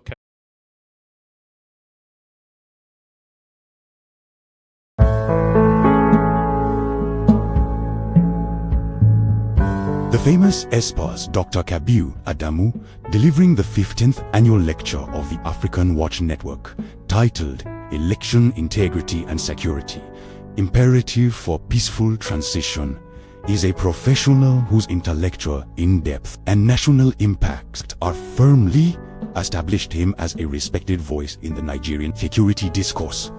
His consistency in offering actionable solutions to the complex security challenges that have confronted Nigeria over the past 2 decades is both commendable and widely acknowledged. He is also a globally recognized television analyst, known for his details and balanced perspective. Dr. Kabiru Adamu, Managing Director of Bitcoin Security and Intelligence Limited, a key contributor to the growth and development of the Afrikanwatch Network. Dr. Adamu is a leading authority in security risk management, intelligence and national security strategy. As the head of Bitcoin Security and Intelligence Limited, an Abuja-based firm providing comprehensive security risk management services across Nigeria and other expanded Sahara regions, he has consistently demonstrated exceptional leadership in navigating complex security environments. He holds a doctorate in strategic security risk management and brings a wealth of experience spanning the public, private and development sectors. His firm offers an array of specialized services, including national security sector governance, risk and crisis management, security intelligence, investigation and protective services, delivered to multinational organizations operating in high-risk setting, a fellow of several esteemed security institutes. As a member of ISIS International, Dr. Adamu previously served as Aide of Security and Intelligence at the Office of the President of the Senate during Nigeria's Night Assembly. He currently contributes to the ministerial review process. Under Executive Order 13 through the Central Result Delivery Coordination Unit at the Office of the Secretary to the Government of the Federation (OSGF). A recognized thought leader, Dr. Adamu serves as a resource person at numerous premier institutions, including the National Institute for Policy and Strategic Studies, the National Defense College, the National Institute for Security Studies, and the African Center for Strategic Studies (ACSS) of the United States National Defense University (NDU), among others. He is a regular guest on national and international media platforms, providing expert analysis on security and geopolitical developments. His insights continue to inform policy and air and safety across Nigeria and the Sahel region. Dr. Adamu's outstanding contributions were recognized when he received the African Good Merit Award (AGMA) as Security Expert of the Year 2021. And he has since been appointed to the Afrikanwatch Network Advisory Council, where his intellectual and material support has been invaluable. Today, Dr. Adamu joins an illustrious list of past guest speakers of the Afrikanwatch Network, including General Dr. Oviomo Ovaji, OFR retired, Professor Bobawali, Dr. Tunji Abayomi, Corner Barrister Dr. Abayami Dari retired, Mr. Dennis Amakri, MON, Professor Timothy Ajay, Professor Hope Igaga, Professor Solomon Akimboy, and Mr. Sam Omashe, among others. It is now our privilege to formally invite one of the country's foremost security experts to deliver this year's lecture, Dr. Adamu.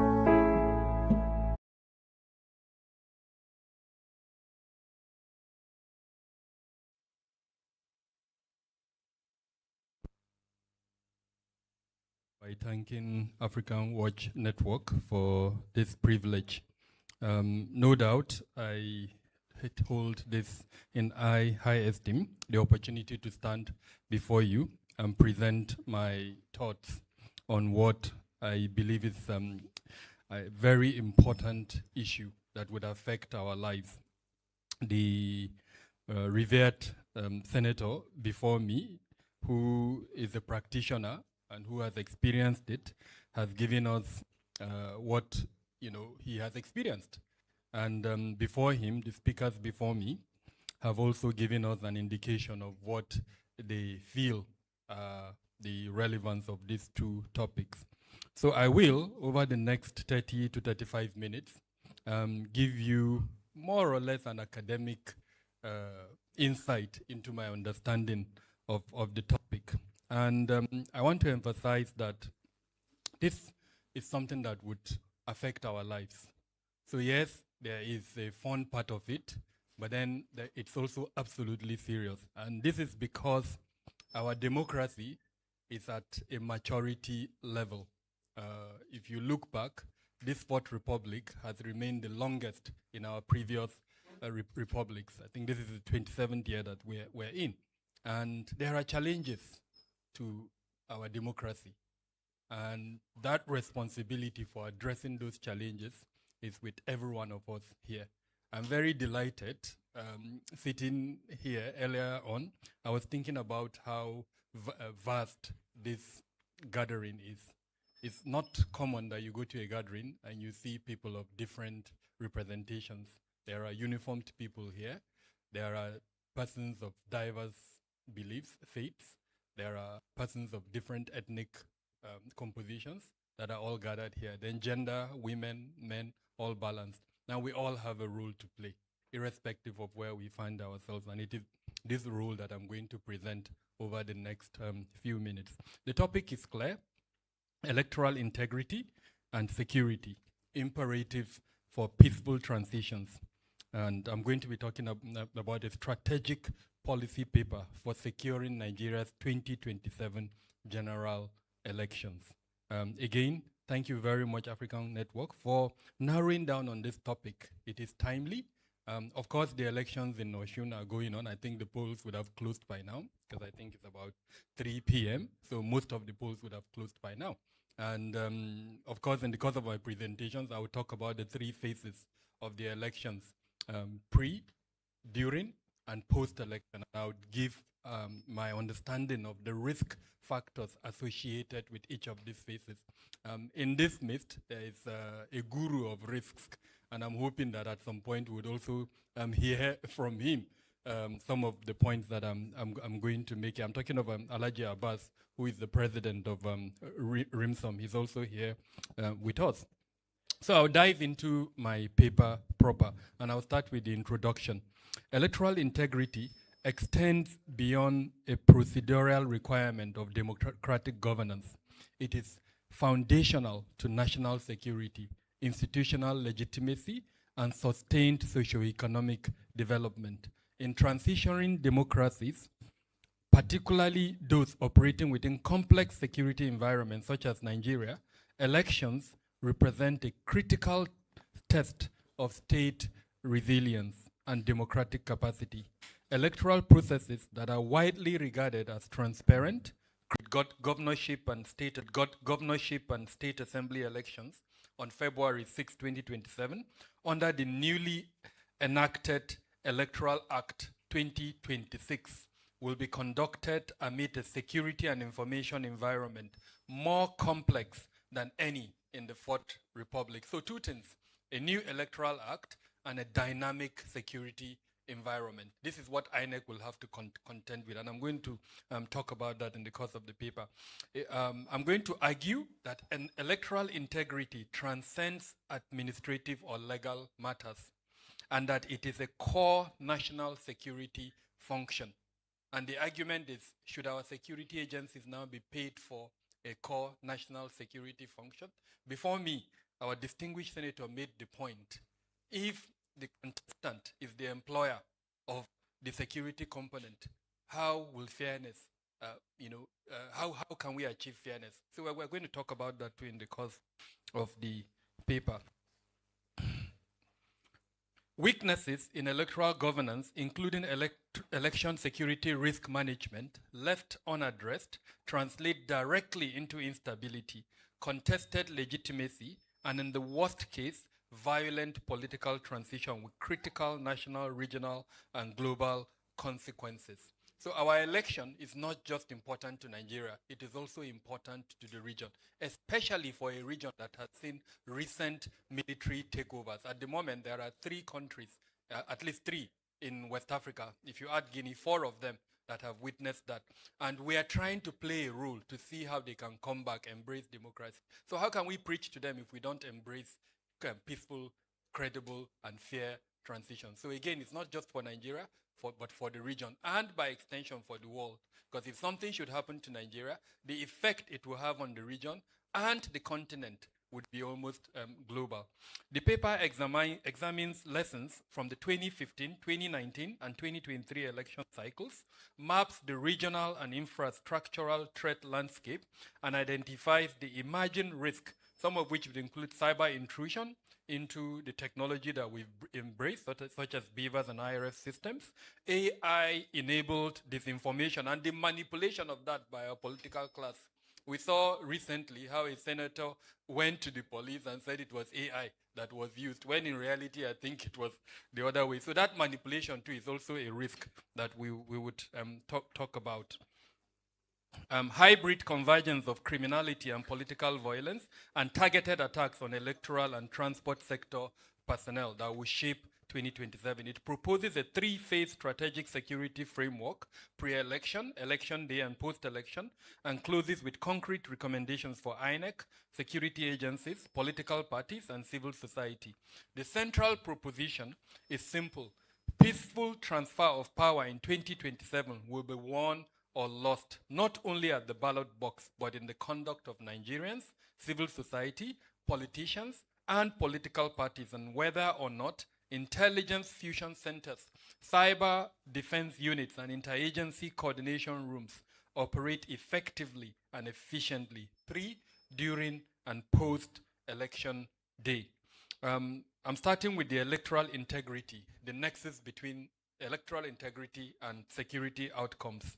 Elections are simultaneously an act of democratic will and a moment of acute national vulnerability. Electoral integrity, which entails the accuracy, fairness, transparency, and legal soundness of the entire electoral cycle. I repeat, the entire cycle. So it's not just election day, up until the point where the results are announced and the subsequent adjudication by our judicial class is important. It's the foundation on which the legitimacy of political authority rests. And I'm quoting Omotola here, 2021.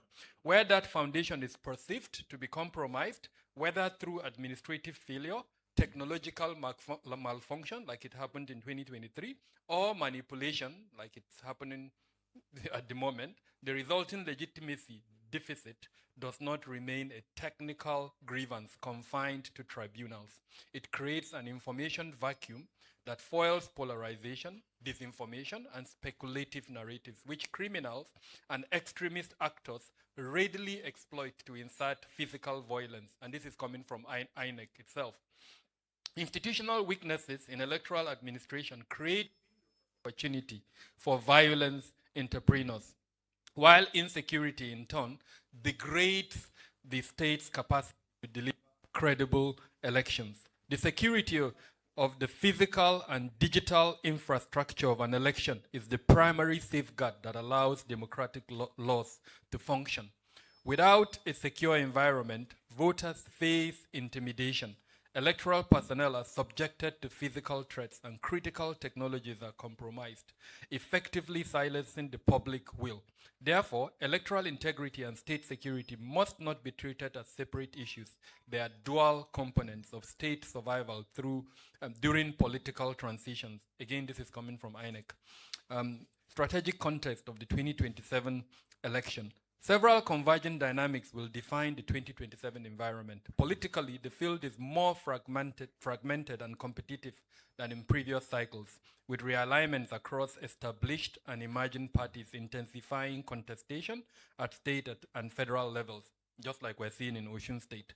The political dynamic features a three-way race between the ruling All Progressive Congress, led by the incumbent administration, and the divided opposition split across two main platforms: the New Democratic Coalition, NDC, featuring Peter Obi and Rabiu Kwankwaso ticket, and the Alliance for Democratic Change, ADC/People's Democratic Party coalition, led by Atiku Abubakar and Sheyi Makinde. I'm quoting Octave Analytics here, 2026. Economically, persistent inflationary pressure and youth unemployment continue to widen the grievance pools that political actors and criminal networks alike can mobilize. Technologically, the accelerated adoption of biometric accreditation, electronic result transmission, and social media-driven campaigning has expanded the electoral attack surface, even as it has improved procedural transparency. Security-wise, the threat landscape is more dispersed and hybrid than at any time since 1999. And this includes insurgency, banditry, separatist agitation, organized criminal violence, name them, increasingly compounded by cyber and information operations. Following the passage of Electoral Act 2026, INEC adjusted the election timetable. The presidential and National Assembly elections are scheduled for Saturday, January 16, 2027, while the governorship and state houses of assembly elections will take place on Saturday, February 6, 2027. 4 challenges stand out as my paper's organizing concerns. 1, intensified political competition, raising the stakes and the incentive for manipulation. We can talk about this in detail, but time would not allow me. Second is the digital transformation of the electoral process, which improves auditability, but introduces new failure and attack points. We're increasingly relying on digital infrastructure. And anyone who understands cybersecurity knows the more you rely, the more you are open to vulnerabilities. And unfortunately, INEC has not been very transparent to us to tell us this is the arrangement they have for protecting that cybersecurity infrastructure. So that's concern number 2. Concern number 3, an expanding misinformation and disinformation ecosystem, now amplified by generative artificial intelligence, and machine learning. So we're not just dealing with AI, we're also dealing with machine learning. And just like we've seen in previous elections, there are companies already that are offering their services to politicians to be paid to adopt and perform this particular concern that we have. So our friends in uniform, please expand your focus. It's not just the physical space. You also need to look at that space. And number 4, regarding perceived partisan affiliations and its handling of intra-party leadership disputes. Whatever the eventual factual resolution of these claims, their persistence exposes a structural risk. Any perceived erosion of INEC's neutrality, substantiated or not, directly undermines the institutional legitimacy required to conduct credible 2027 elections. Additionally, INEC's risk management credentials allow intrinsic and extrinsic vulnerabilities. INEC adopts a multi-tool approach in risk management and uses a combination of tools with the International IDEA's Electoral Risk Management Tool as a central component alongside other specialized systems. So this includes the Electoral Risk Management Tool, which it adopted in 2014 in partnership with the International Institute for Democracy and Electoral Assistance, International IDEA, and the African Union. It serves as INEC's primary early warning systems, tracking risks and threats across all election stages. It has been deployed in every general election since 2025. Now the challenge is this: it has been deployed, but until in the Ocean elections, Nigerians never had access to the product of that tool. But I think there is progress. In the Ocean elections, INEC put out that product and it told us hotspots where it felt that there will be violence. Now the challenge is this: INEC has a body it calls Interagency Consultative Committee on Election Security. There are about 23 members. Each of those members conduct risk assessment, and our friends in uniform are here, they will testify to that. So at what point does their own risk assessment and that of INEC come together for an agreement to say, okay, this is a harmonized risk assessment, and this is how we can deploy resources to mitigate those risks? So this is one key concern and why I'm bringing this up.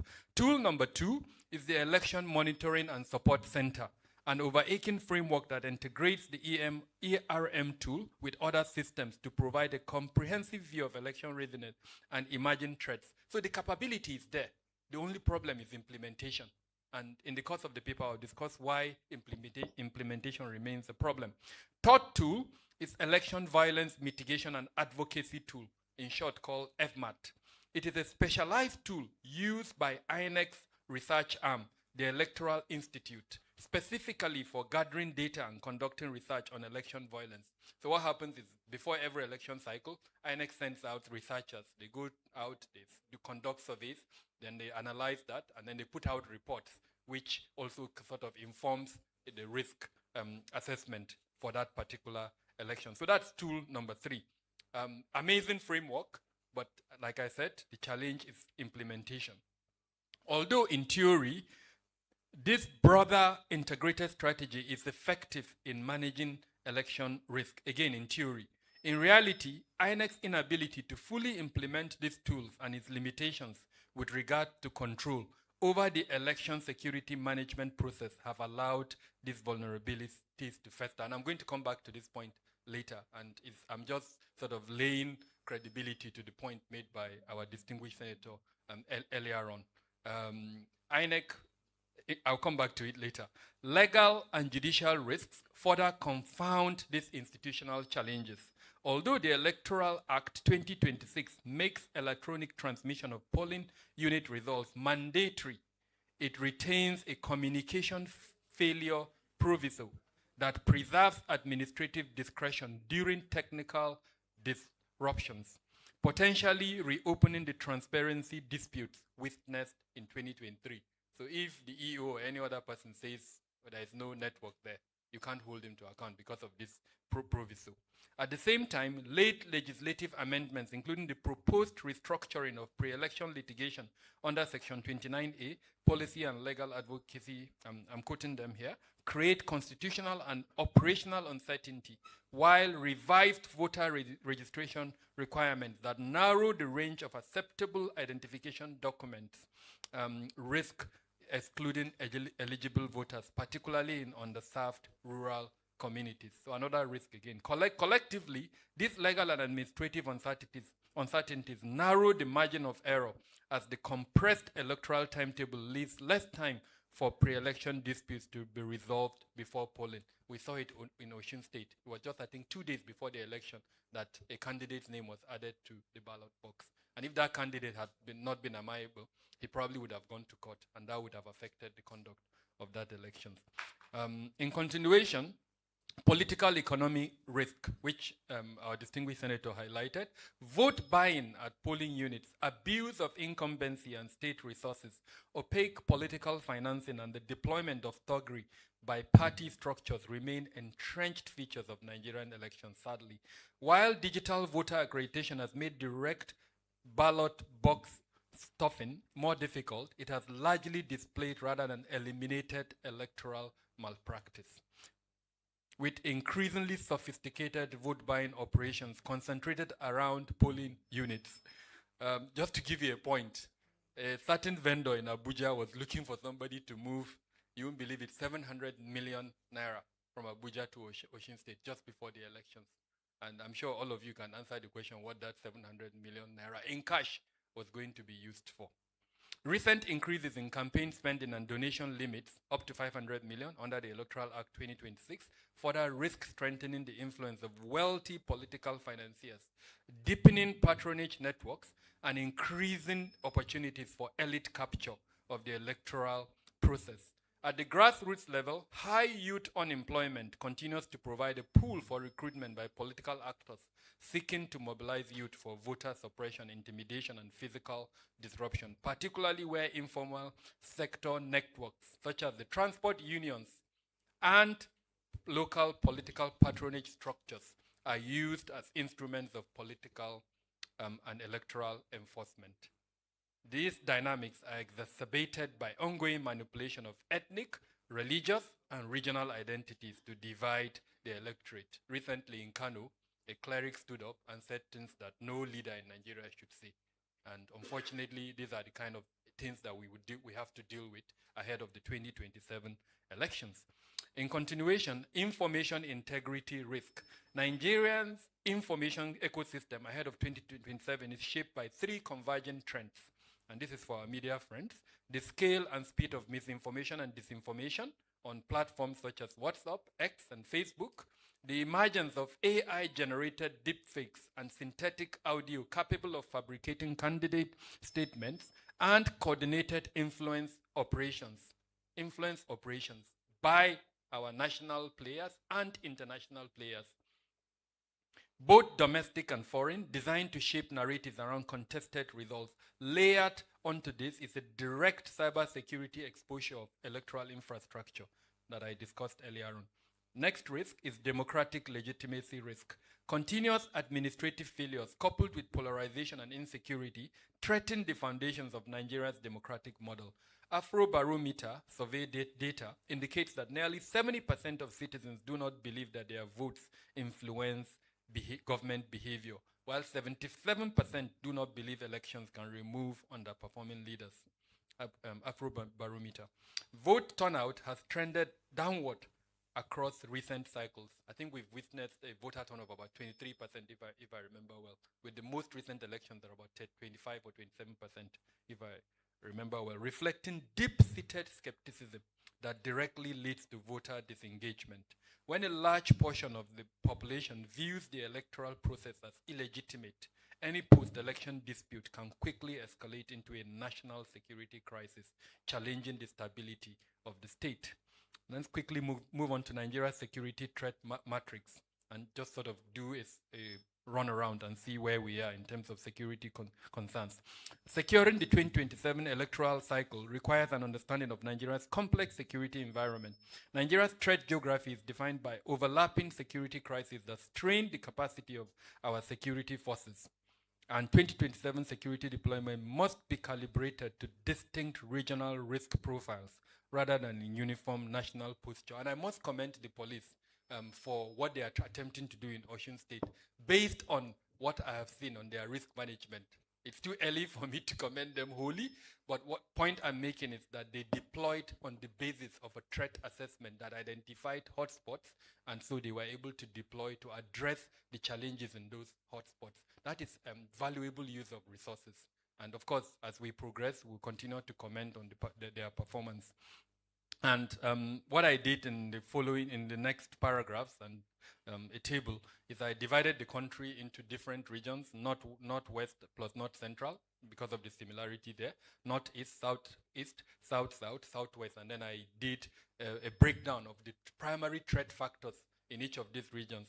Then I also sort of did the electoral security implication of those threat factors in those regions. Again, I'm hoping this can be shared with you so you can sort of view them. And then let's quickly move to critical infrastructure risk. Beyond regional threat actors, which I sort of did the breakdown, 6 categories of electoral infrastructure require dedicated protection planning. Number 1, polling centers. Direct armed assault, ballot snatching, and voter intimidation, particularly in high-risk and remote local government areas. Second is collation centers. We've seen that in previous elections. Forceful intrusion, including by our uniformed personnel, in an attempt to manipulate the outcome of the elections. That's what the most dangerous outcome, I would say. Result manipulation and physical attacks on our uniformed officers, which are natural targets for disruption, given their role in aggregating results. Electoral personnel themselves, some of them are victims of kidnapping for ransom, physical assault, and partisan pressure. We've seen instances where one of us told us he or she was held at gunpoint to announce a particular result. A very courageous person, including the ad hoc corps, members of our National Youth Service Corps, members historically deployed as polling officials. Then last mile logistics, which can be targeted for ambush, hijacking of sensitive materials, and union strikes. NURTW and NATO, unfortunately, are notorious for this, for sensitive and non-sensitive materials, especially across insurgency and banditry affected corridors. Others are election technology systems, like I've mentioned, and telecommunications and power infrastructure. Then I'll quickly talk about the emerging threats to the 2027 electoral process. We've looked at previously where we are.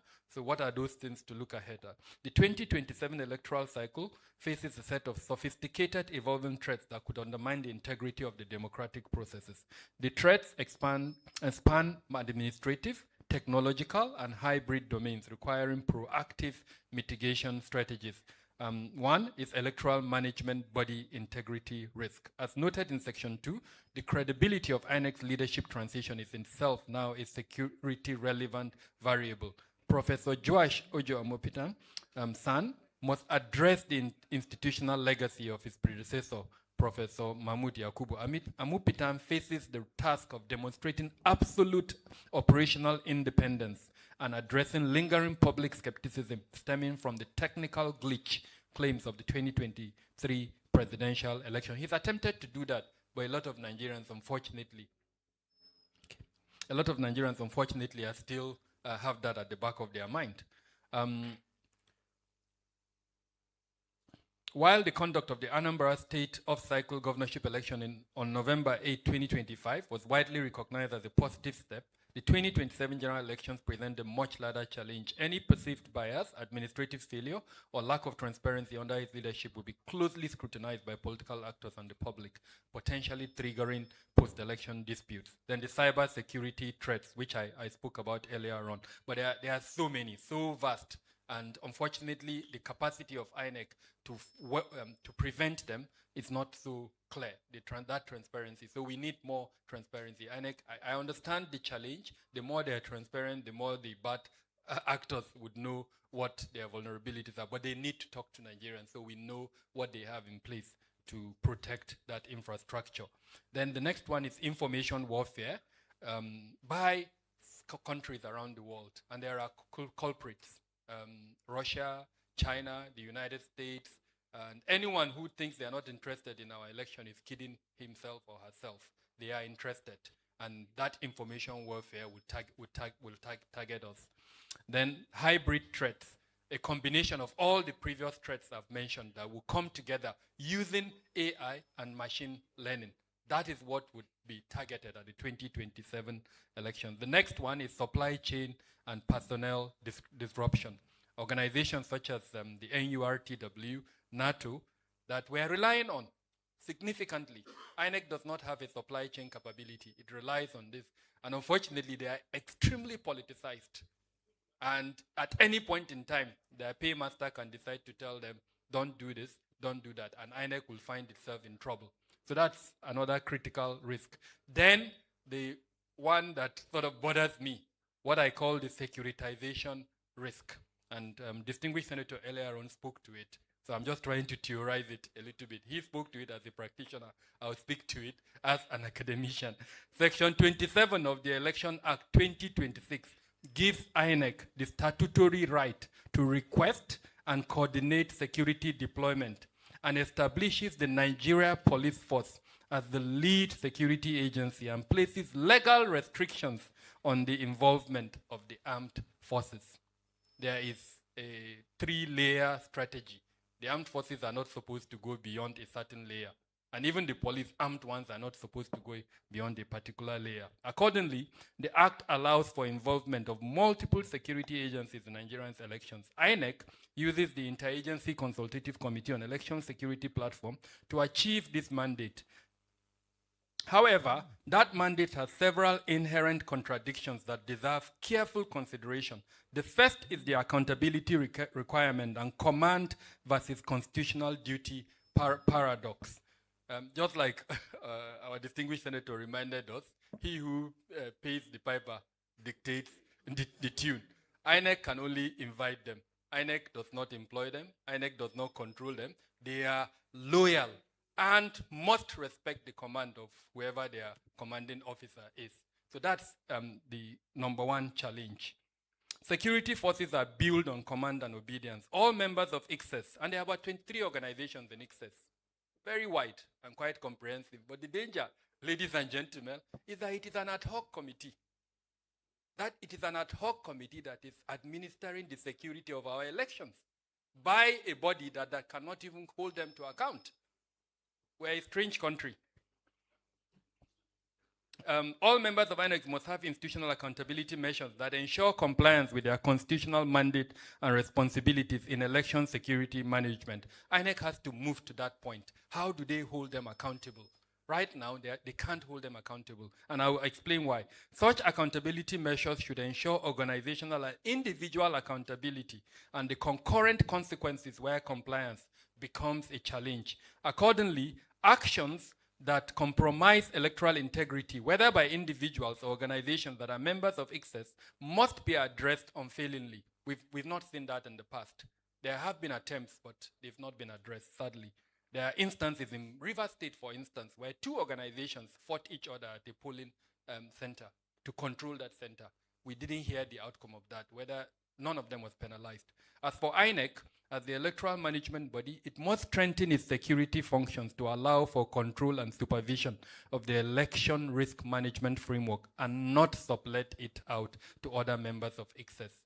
In doing this, INEC should always have it in mind that the Electoral Act has empowered it, but that the operational control of the security forces rests with the president, who may also be a contestant. In this case, he is a contestant. Therefore, it is INEC's responsibility. I hope I have immunity, Mark. Therefore, it is INEC's responsibility to insulate the security function from partisan influence through a structured and performance-managed security risk management framework. If they don't know how to do it, Al-Jazeera Abbas seated there is an expert in risk management. He would help them to do it. Al-Jazeera Abbas, am I wrong?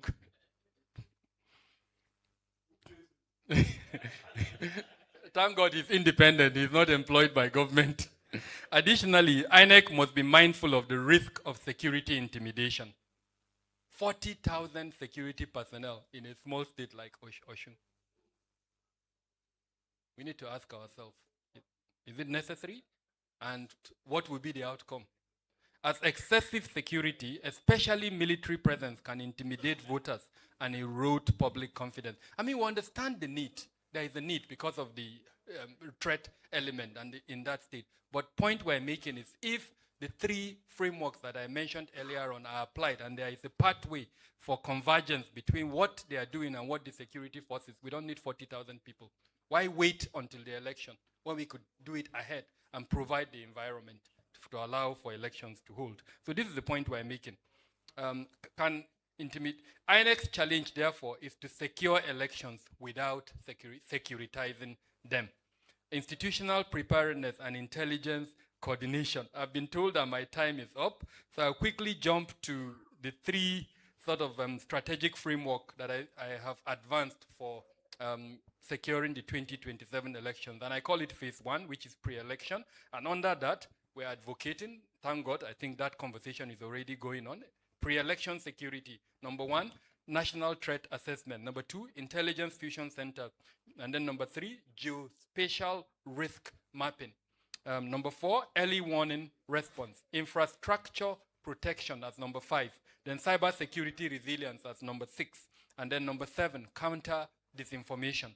And number eight, stakeholder engagement. This is all pre-election. Phase two, and in each of them I have some recommendation points for our EMB, the Electoral Management Body, and our members of the Interagency Consultative Committee on Election Security. Then for phase two, election day security, coordinated deployment, again I have got some points there. Real-time monitoring, number two. Number three, protection of personnel. Number four, incident response and crisis management. Number five, results transmission protection. And then number six, technology monitoring, ongoing. And then number seven, crowd management, also ongoing. Then for post-election stabilization, coalition security, very important. Number two, post-election monitoring. Number three, conflict prevention and mediation. Number four, critical infrastructure protection. Number five, legal dispute management, the role of the judiciary. I sat down with a senator who told me that the money he has set aside is not just for the election, but also for the litigation that will follow the election. So I'm sure you are familiar and aware of the importance of the judiciary in that process. They must be seen to be just. They must be seen to deliver justice in a fair manner. It will help the outcome and the security consequences of our elections. Then strategic communication, also very important. It will shock us that at the moment, our security sector does not have a strategic security communication framework. We're just running around and responding when things happen. It's very important, and I'm hoping that as part of our recommendation, that we can advocate for that, the need for a strategic communication framework, which would fit into this post-election stabilization that I've mentioned. Then number seven is after-action review and institutional learning.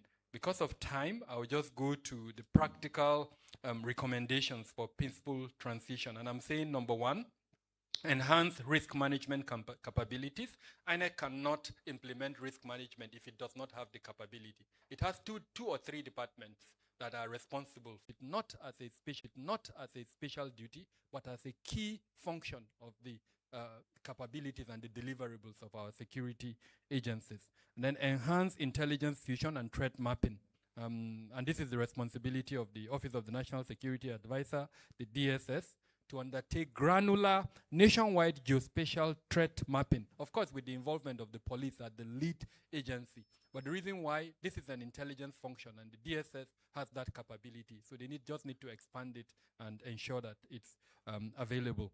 To identify localized security risk, monitor threat elements all over the country, and monitor threat elements all over the country, and inform intelligence-led security planning and police deployment.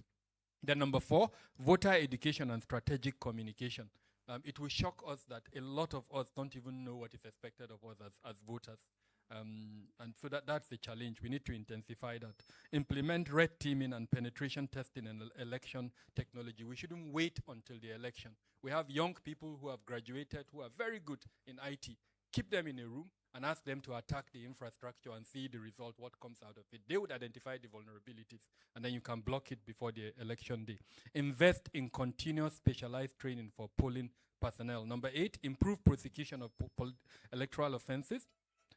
Expand, there are lots of recommendations for that, so I don't want to go into it, but it's out there. Expand technology-driven election monitoring, including verified citizen and observer reporting channels. Establish a sustainable, adequately resourced national electoral security framework beyond the ad hoc excess. Strengthen democratic institutions and governance more broadly, including judicial capacity for election disputes. Number 12, invest in civic education and democratic culture as a long-term resilience measure. Start teaching our children from primary school to understand that civic responsibility. It's not, don't wait until they're in university before you do general studies. Promote political accountability and institutional resilience among political parties, candidates, and security agencies alike. In conclusion, electoral integrity in Nigeria is not merely an administrative concern for INEC or a compliance exercise for security agencies. It is a critical pillar of national security and institutional legitimacy, directly bound to the country's democratic survival and its capacity for peaceful transfer of power. The 2015, 2019, and 2023 cycles each demonstrated in different ways that gaps in institutional independence, technology reliability, and interagency coordination translate rapidly into contested legitimacy and at times violence. As Nigeria approaches the 2027 general elections against the backdrop of intensified political competition, an expanding digital attack surface, and a more hybrid and regionally diverse threat environment, the stability of the democratic model depends on the ability of the state to transition from reactive physical security models to a proactive, intelligence-driven and technology-enabled strategy, sustained across all the electoral phases, before, during, and after the polls. Nigeria's institutions, security forces, political actors, civil society organizations, and citizens, all of us here, each hold a piece of that responsibility. The survival of Nigeria's fourth republic depends on the shared understanding that a credible, secure election is the only foundation for a peaceful transfer of power. By investing in institutional integrity, technological resilience, and professional security coordination, Nigeria can protect its democratic transition, reinforce the social contract, and a stable foundation for national development. Thank you very much, ladies and gentlemen.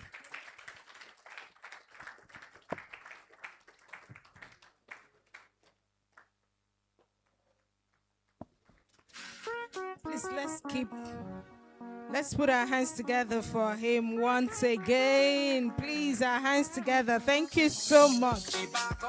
Thank you so much for that wonderful lecture, Dr. Kabir Adamu. We really, really appreciate your lecture.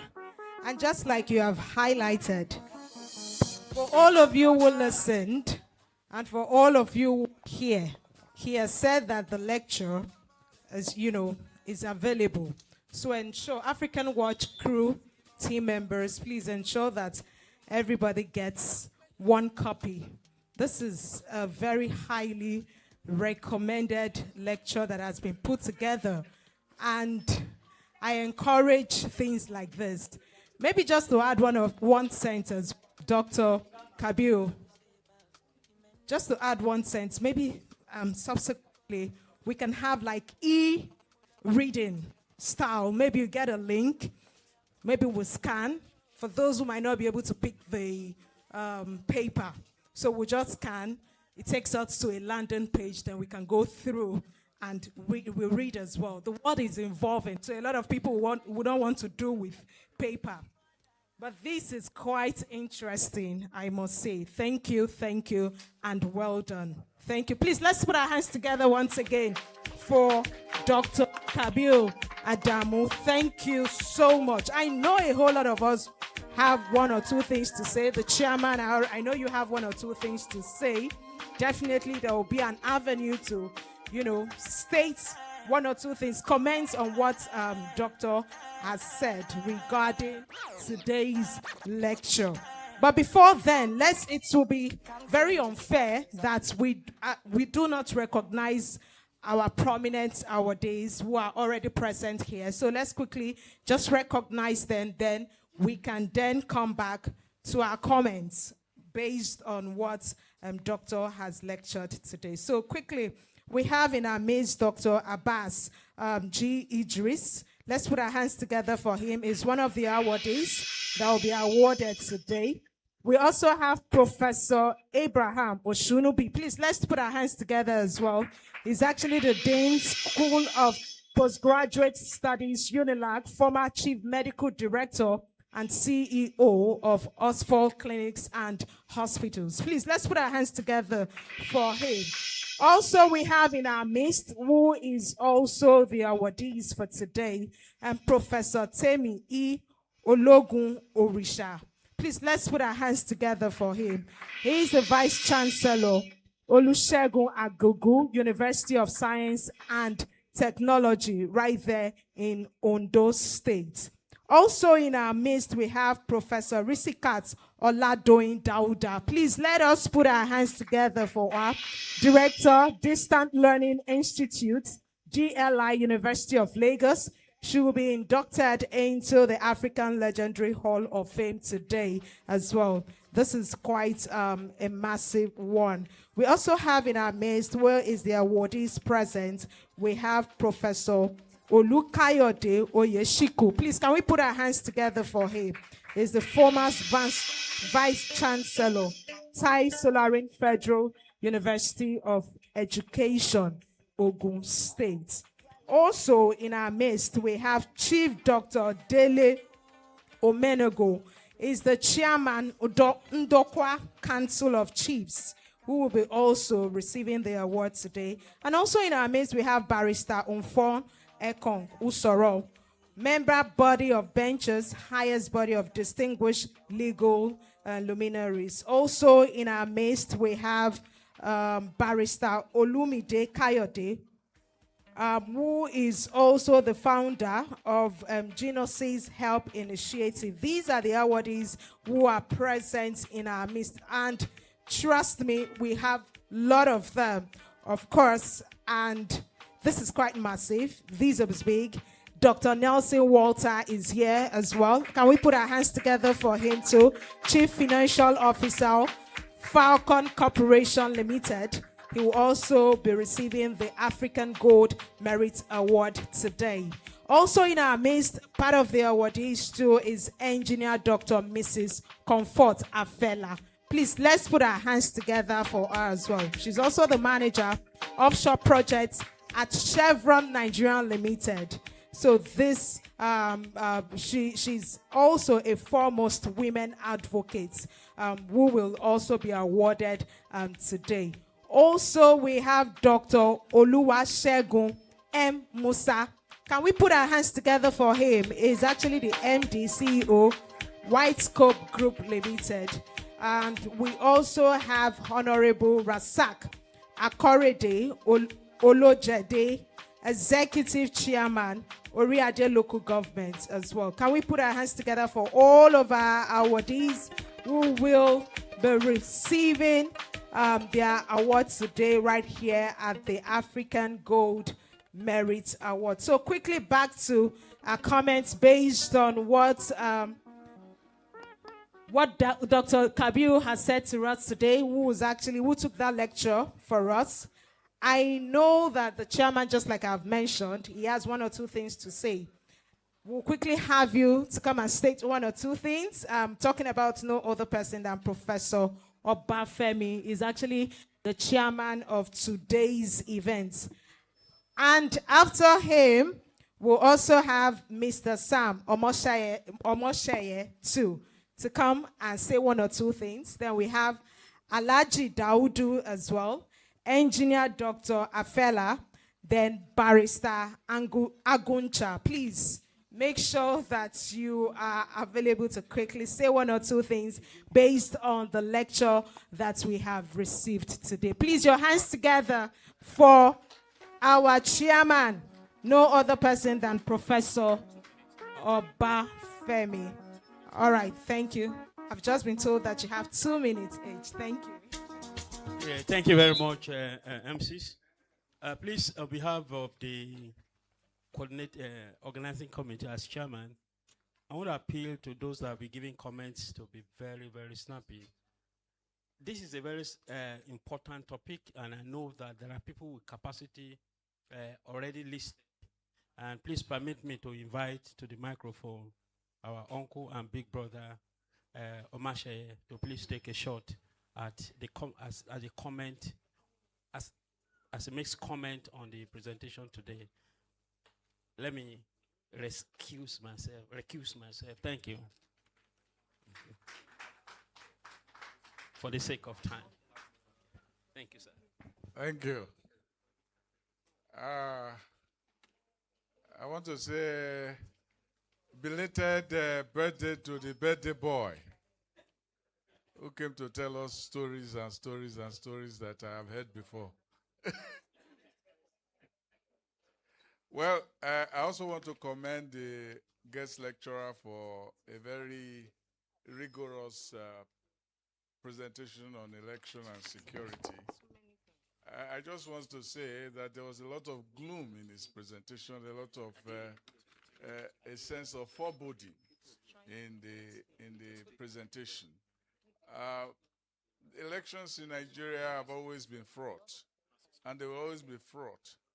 If we have the best electoral system in Nigeria, elections will always be fraught. So there is this, will be fraught. Huh? Fraught. F-R-A-U-G-H-T.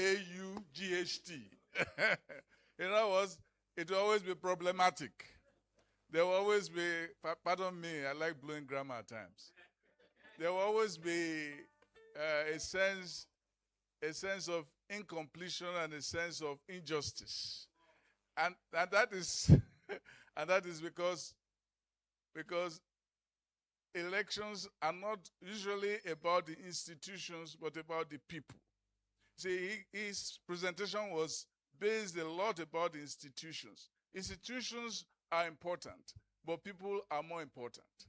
So we cannot have great elections if we don't have great people. You cannot have a good election if you have skeptical people. We always go into elections, as the senator said, always feeling on the people and on the values. And if you have bad values, your election will reflect the values of the people.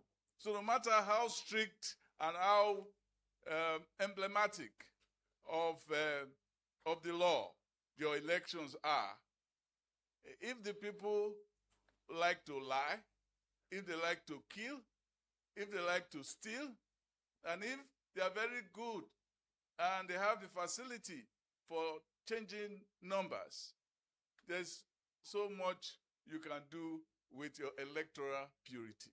That's one of the issues that I want to say about this. And the other thing I want to say too is that when we go into elections, we always feel that the election is about the best person. Said so.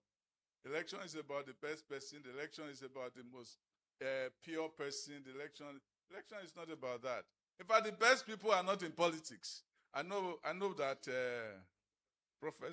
Senator is a good man, but the best people in the society are not in politics because they don't have the liver for politics. He has the liver for politics. I know him very well. He has fallen into a place where he saw snakes everywhere. If you read his biography, I did the review. He has jumped into a vehicle where the snake was sleeping. And then he went there, and it was the guns that were shooting that woke the snake up and killed the snake. I mean, the snake died. I can't remember the story now. So so when you know that politics is not always about the best people, how do you expect the election to be about the best. Thank you. Thank you so much. Please, let's put our hands together for him. Let's Mr. appreciate Sam Mr. Sam Omoshaye. Ladies and gentlemen, we want to quickly to recognize our special guests and also awardees that are here.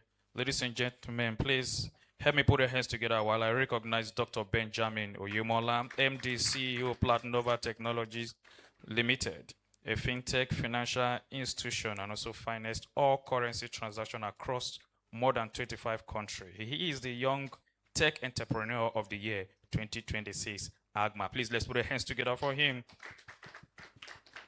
And also, I want to recognize the presence of architect Lawa Adefuye, Deputy Rector, Admin Yabatech, representing the Rector of Yabatech. Please, let's put our hands together for him.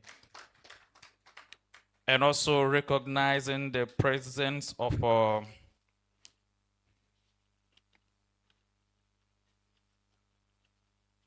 recognizing the presence of Dr. Abbas G. Idris, National President, Risk Manager, Society of Nigeria, Rimson. He will be receiving African Good Merit Award today. Please, let's put our hands together for him. Thank you.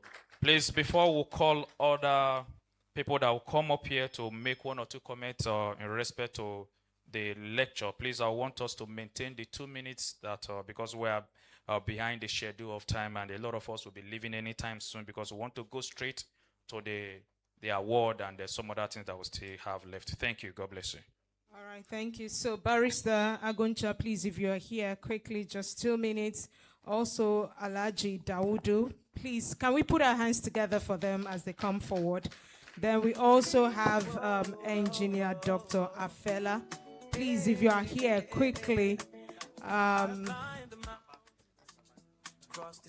Or can we have the ushers, please help us with the mic?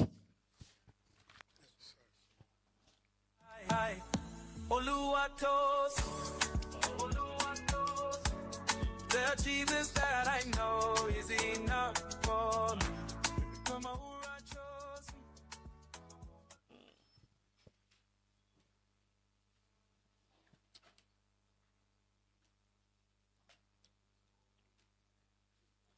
First of all, I want to thank the organizers for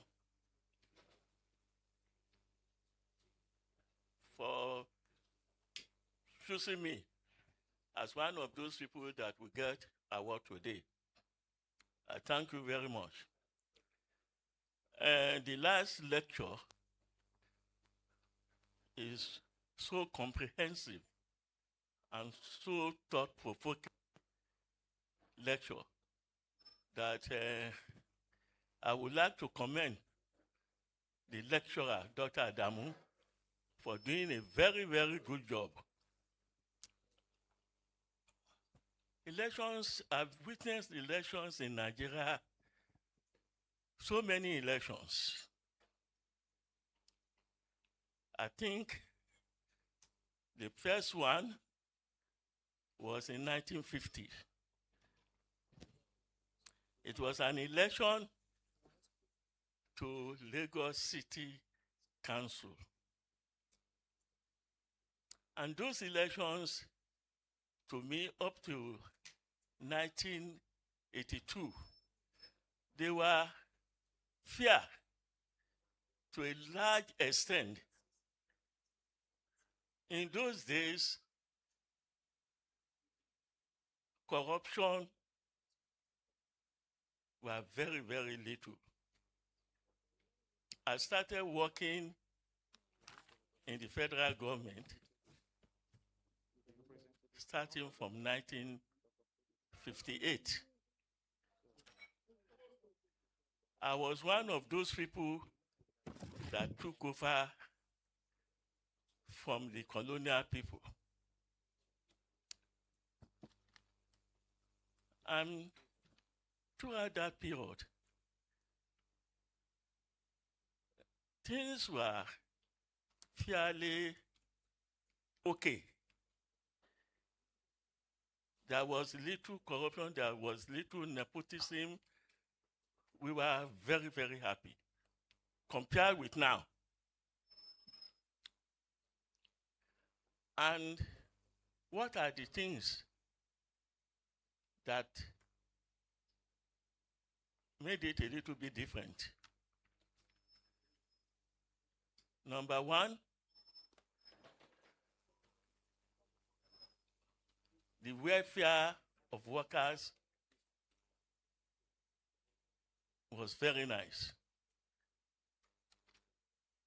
We work for government, some of the senior civil servants. We will get housing, we will get transport. The cost of living was low. What else do you want in life? But compared with what is happening now, a lot of corruption. Workers are not getting decent salaries. Very difficult. The cost of living is going very, very high. What do we expect to see?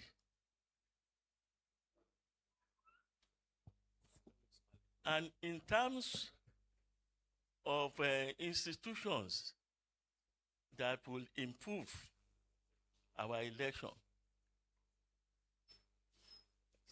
local government is a very fertile institution. If you see now, no governor, how bad it will be that you will allow local government to lose the local government under him. Because it is from the local government, the local people are people that are voting. And the governors know that if it doesn't keep the local government happy, they will not vote. So the state government, they know how to use local government for election purposes.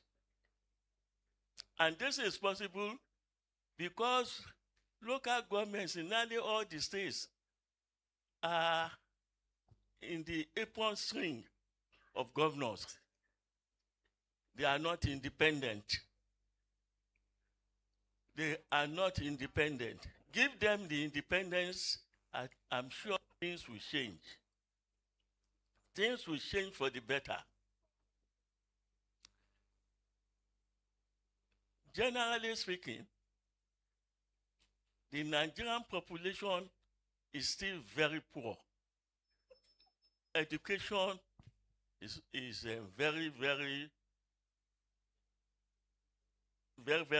is less developed. Many people, many of our youngs are running, they are leaving this country, they are japping. Why? There is no employment. People are not giving decent wages. People are unhappy. And you are asking me that those people will go to the police station without getting money. All these things are very important before we can get, like my senior, I said here, is my mentor. Dr.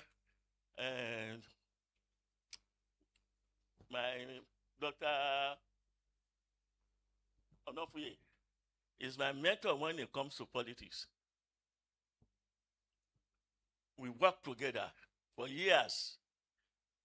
We were the people behind the election of Abiola, which was annulled. He was the chairman. Abiola's election was financed solely by Abiola, and he had only about 15 of us as committee. He was the chairman of that committee. I was the secretary fundraising committee. He handed me over to Abiola. And the man we are celebrating today, as we have said, is a very, very nice man. Anybody working under him, he will make sure that will make that man happy. We worked very hard. We won an election. And what happened? After the election, we were both running underneath for people not to see us, or else they wanted to kill us.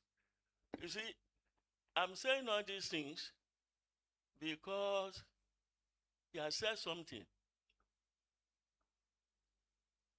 Our own people will do better. But now, the standard of education is very, very low. People are not getting employment. Those who are in employment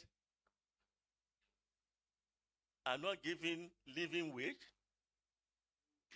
Even senior service, some of them in level 16 permanent secretary cannot even buy their car.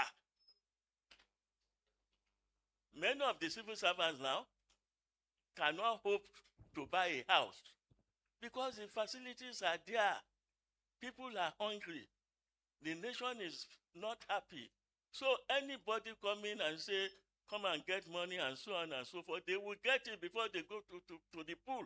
So unless all these things are solved, it will be very hard to get a honest election. But I thank you all, those who are writing the papers, those who are advocating for a good election. I thank you all. That is what you should be doing.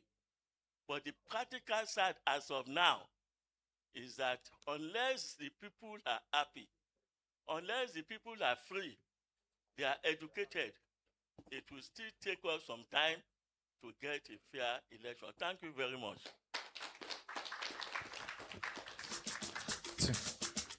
Thank you very much, our father. All right, ladies and gentlemen, also recognizing Dr. Matthew Olumide Adepoju, Director General and CEO, National Space Research and Development Agency. He will be receiving African Good Merit Award, and he is well represented right here by Dr. Felix Ali, Director Media and Corporate Communication. Please, let's put our hands together for Dr. Felix Ali.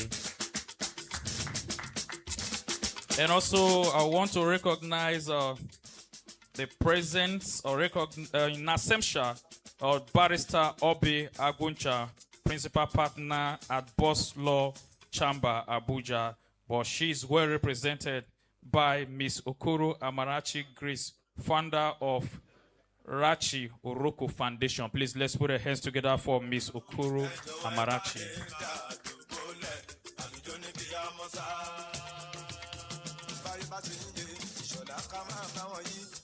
Also, want to recognize the presence of Mr. Shola Ebire, PhD, Peace and Conflict. Please, let's put our hands together for her. For him, please. All right, ladies and gentlemen.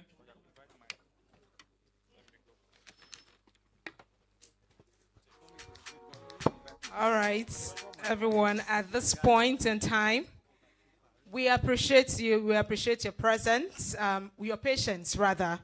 And at this point, we are at the agenda whereby we'll be reviewing and also unveiling the Afrikanwatch memoir.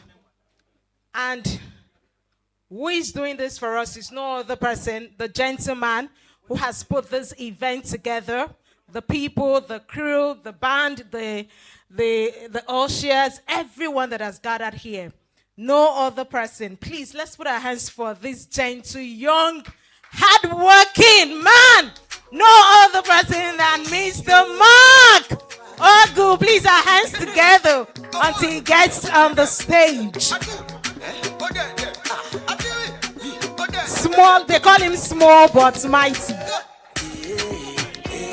Well done.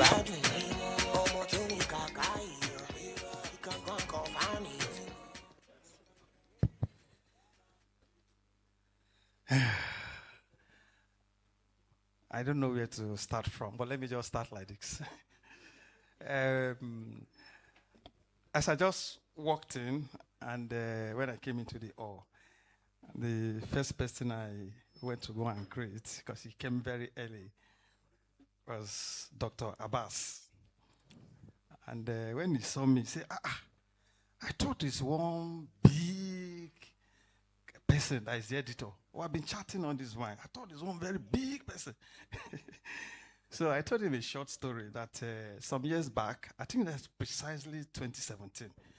And that was when we gave our distinguished senator the philanthropist of the year. 2017, I remember very well. And then there was one retired assistant commissioner of police. I remember his name. I don't know whether he's still alive now. ACP Popola, Taiwo Popola, was a former assistant commissioner of police, retired.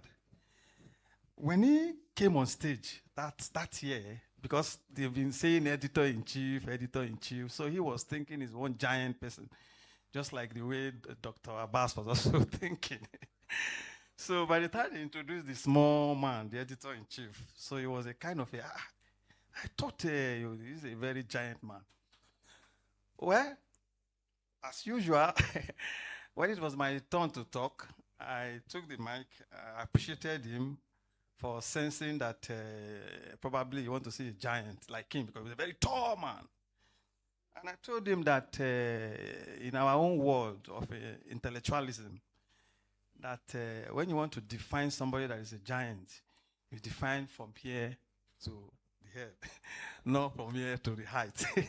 So I told him by that virtue, I'm a giant, just to tell him that what rules the world is all about intellect. So if you're an intellectual, you're also a giant. I think he agreed with me, and he had no defense, just like in the court of law. Let me first thank our distinguished chairman of the day, Professor Andrew Bafemi, who flew all the way from Port Harcourt to this place. He comes every year as a member of the advisory council. Dr. Kabiu, the same thing. These people in their various destinations continue to play their role. Not also forgetting our advisory council chairman, Dr. Nzerebe, who always pushed us. He was the one that pushed us to this place. Last year, he pushed us to GRA Ikeja. He said, by next year, I'm going to push people to Abuja. So I told him, I said, well, we have you, we have Prof, we have my big oga, my mentor, the one I'm trying to follow his step, Mr. Sam Omashe. We have the Attorney General, we have Senator. So maybe they will provide the fund. Maybe next year we'll be in Abuja. So I want to thank all of us for coming. Distinguished awardees. This is Afrikanwatch. This is the young man, the editor-in-chief, the young... Thank you. I want to also thank some senators' guests. They are all over the places. They came to celebrate with us. We thank them too. Also congratulated Senator Oriade local government, Shomolu local government, who placed the full page to congratulate Senator. And other senators, close friends and business associates. We thank you all for celebrating with our distinguished senator. Ladies and gentlemen, I just have a little task. What is the task? To review the Afrikanwatch memoir. Please, can I have a copy of it? Dr. Kabiu has given a very distinct lecture about security. And as young people, we are worried. We are worried not because we know how the game plays. We are worried because we are young people and the future of Nigeria. We want a better place. Some of us cannot jack back. We want to remain here. So we need the support of the government to remain in our country and build the country. So these are the things that have kept many of us going. Otherwise, some of us are jacked out of this country because we continue to pay the ultimate price, but we don't see the results. But some days, the sun will shine. This is 2027 memoir, and I'll just read it so that we can go as fast as we can. 2026 Afrikanwatch Memoir Review. Election integrity and security, imperative for peaceful transition. Many scholars have argued tentatively that Professor Chinua Achebe's theory of Nigeria's problem, which is squarely the failure of leadership, alongside sensational hypocrisy and arrogance of most political class since the return of democratic rule in 1999. A clear indication that they were selected by their godfathers and not by true election. In this regard, citizens have been trapped in poverty, lamentations, and seems helpless in enjoying good governance. Unexplainably, every 4 years, while yearning for a change, Nigerians troop out to vote for their choice candidate, but their hopes ends by arrogant institutional breach of trust, and those who honorarily cannot govern communities end up ruling us. A system that has caged development since the advent of democracy, not excluding past military rules. These are main concerns raised by eminent Nigerians in this memoir. And so, how we got to this stage of complete loss of conscience is what no one can boldly explain or define. The kind of leadership the country has paraded since the return of democracy in 1999 has not truly given citizens the kind of effective leadership. This is because elections are not true reflections of results declared because of rigging and manipulations and attitude of some political class. The courts on their own worsen the situation by declaring who governs us, rather than the electorates deciding through the ballots who should govern citizens. And that is why year in, year out, more citizens are impoverished, unemployed, and regrettably insecure due to insecurity and lack of quality leadership. It is a known fact that the primary responsibility of every government is the security and welfare of its citizens, as enshrined in the 1999 Constitution as amended. The problem of leadership in Nigeria for years have kept Nigeria in perpetual debate whether we are truly a country or a nation. These are also fundamental questions raised by most of the contributors in this memoir. They include Alhaji Abdulfatai Daudu, MFR, Senator Anthony Adefuye, the Olugbon of Lagos, Mr. Dennis Amakri, MON, SDSS Director, Mr. Sam Omashe, Chairman, Editorial Board of the Nation newspaper, and a fierce journalist, Professor Patrick Ebule, Vice Chancellor, University of Agriculture and Environmental Sciences, Imo State, Professor Andrew Bafemi, former National President, Nigeria Cartographic Association, Chief Dr. Nzeribe Okebue, JP, Security Expert and Administrator, JP, Dr. Kabiu Adamu, who just delivered the lecture. They are all in the memoir. Then my humble self, Mark Ogu, the Editor-in-Chief of Afrikanwatch, and Mr. Joe Ejiofor, Policy Analyst and Deputy Registrar Yabatek. The memoir and the insights. On his part, Professor Patrick Ebule argued in the memoir that the responsibility for safeguarding elections rests with governments, electoral commissions, security agencies, political parties, civil society organizations, the media, the judiciary, and citizens.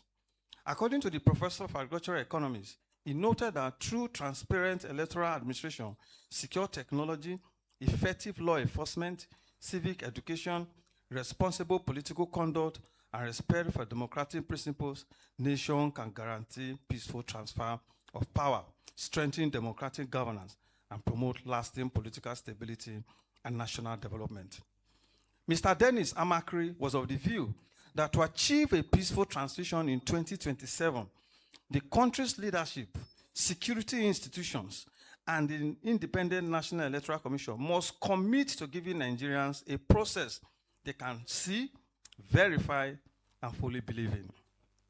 Our respected elder statesman and celebrant, Senator Anthony Adefuye, chronicles his journey into politics and the role the church played. St. Denis Catholic Church, Akoka, played in making his dream a reality, and also stated why he chose not to contest election again after he won the 1992 election, Lagos East Senatorial District. The senator also reaffirmed his consistent view on why parliamentary system of government remains the solution to the country's challenge, while supporting state police and credible election in 2027. This is even as he fearlessly knows business. Alhaji Abdul Fattah Daudu, MFR, an advocate of effective local government administration, wrote extensively on why local government is vital to solving government. The planned regional development commissions should be scrapped. Local government council revenue should be well defined. And also, in his interview with Afrikanwatch, he said that the country will fly higher, but the case was the reverse. Now, those people were prepared for independence, and they had their thoughts on how to make Nigeria great. It was in corruption. Narrated his encounter with the late MK Abiola and how they had relied on IBB to intervene on Abiola's case before the 1993 election. I quote, "We were at Abuja for the final campaign, and the election was near Saturday. Now, after completing the last campaign in Abuja, we retired to our various hotels. It was there that my assistant, Aija Fasi Lawa from Kano State, called to inform me that the election will be cancelled. She was staying with the wife of Abiola at their various side of the hotel, Hinton. So these women were always following the wife. She said there will be a court session to decide by 9 p.m. that they will not hold the election on Saturday, and this call was on a Thursday. Abiola's wife, Kudirat, collected the phone, and I asked if our presidential candidate could get in touch with General IBB to settle this matter or to get his friends abroad. She said they have tried, and that Abiola already contacted Babangida, and he said that if it was a court case, that he didn't want to get involved. The iconic and ex-colonist, Mr. Sam Omasheye, spoke on election of 1979 and 83, but queried the British for Nigerians' independence. When asked how the country got independence, he said, "What independence? Who gave us independence? The people who gave us independence, did they ask our permission if we want to be put together as a nation? The British people, did they ask? The British just wrapped us together and said, this is Nigeria. Did the Igbo man say that he wants to live in a country with an Orobo man, or a Chekiri, or Orobo man, or Hausa? He argued that the country is here to have true nationalists. Professor Andrew Obafemi, in his contributions, was more of an appeal. Nigeria is our beloved country, and we must all strive to contribute together our quota to its progress, irrespective of its numerous challenges. We cannot afford to remain distracted any longer and continue only to watch the wrong footage and negative impact of insecurity and election divorce of integrity and credibility in our land. Let our renewed hope be that peaceful and credible election in a secure environment, which is possible and should be guaranteed." Dr. Nzeribe Okigwe was of the view that democracy demands the contestants respect established rules, reject violence, discourage rhetorics, and demonstrate the maturity to accept credible electoral outcomes or pursue lawful channels for dispute resolution. Ogo, which is myself, dealt with the failure of leadership from 1916 to date and boldly argued that institutional loyalty to individuals rather than to the rule of law has made leadership impotent and infertile, while concluding, however, that the ruling class must change their character towards leadership from the local to state and federal and show humility, compassion, and commitment to the citizen. Conclusively, Mr. Ejiofor, on his contribution, affirms that electoral reforms should be supported by competent institutions with adequate funding, continuous voter education, and the political will to enforce electoral laws without bias. Ladies and gentlemen, it is my pleasure and honor to present to you the 2026 Afrikanwatch memoir. As I officially invite the distinguished senator, I also invite the orator of later, Mr. Sam Omasheye, and also invite our father who was 25 years when we got our independence. I also want to invite an engineer in the house, because it shouldn't be men. I want to invite engineer Afela. You have Senator is an engineer, a well-known engineer. So please, can you step forward for us to unveil the memoir, and then we take it off from there.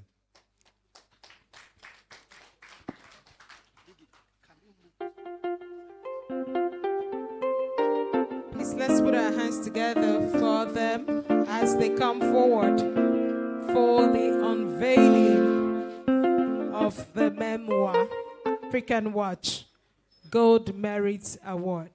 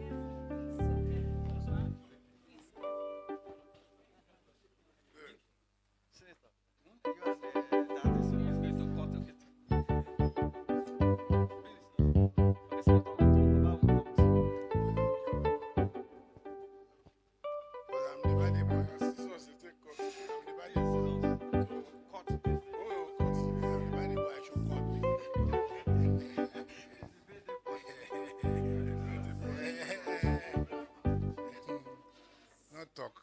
If I talk again, 1 hour when I go to Okay. I will just spell God, that is G-O-D, then your cut, then unveil. Okay? G O D.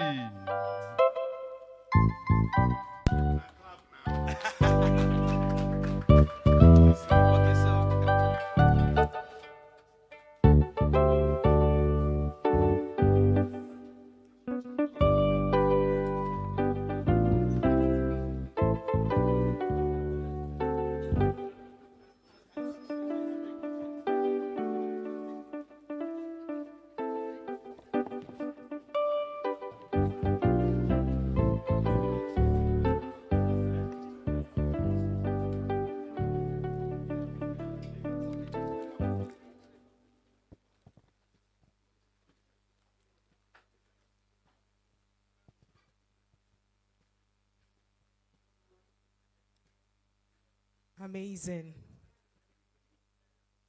Please, can we put our hands together for this wonderful work that has been put together?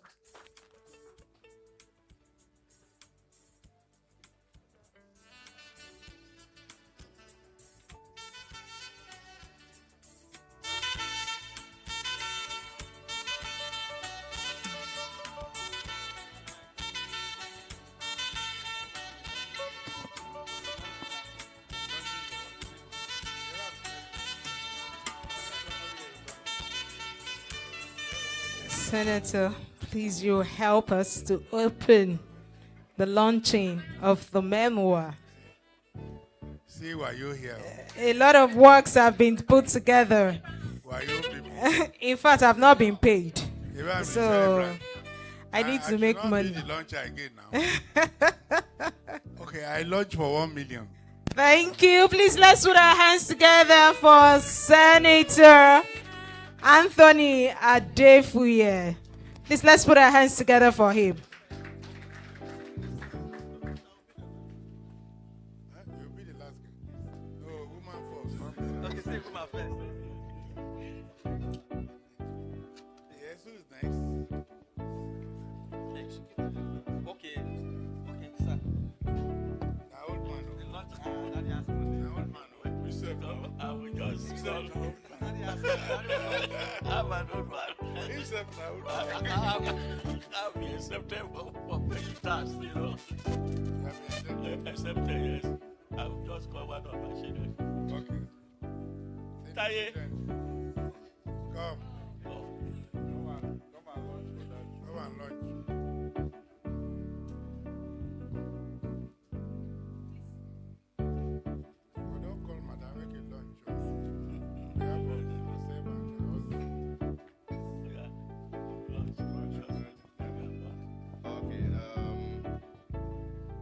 up a million. Thank you.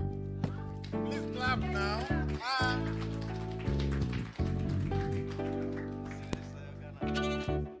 Who am I to beat the old men here? I can't beat them. So I just joined them with 1 million. Thank you so much. Please, let's put our hands together for Mr. Sam. 1 million naira.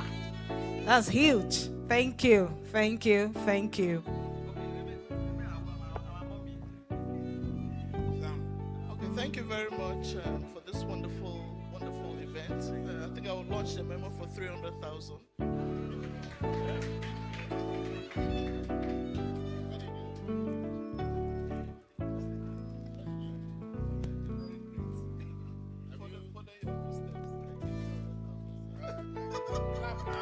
$300,000, Dr. Afela.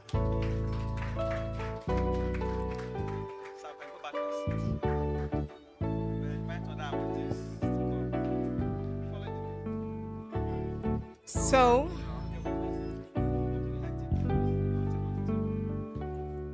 all right, for those who will be coming to you for table. Yes.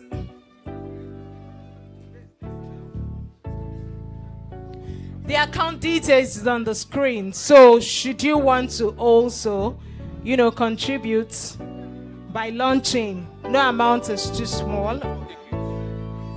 No amount is too small. So the account details is on the screen right here.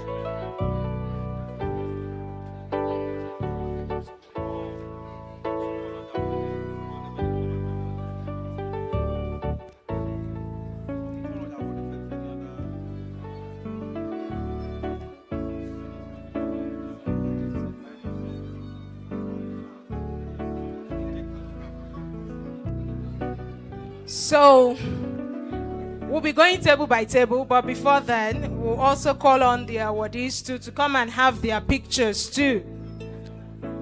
Before the award, we want you to be on stage as well. You've seen the beautiful art that has been put together. We also would love your contribution as well regarding this memoir.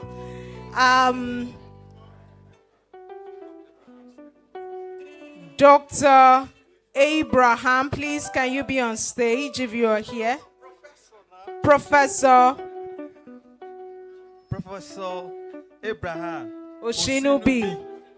Please, can you be on stage, please, Professor? Thank you, thank you, thank you. Dr. Abbas, please, we want you on stage.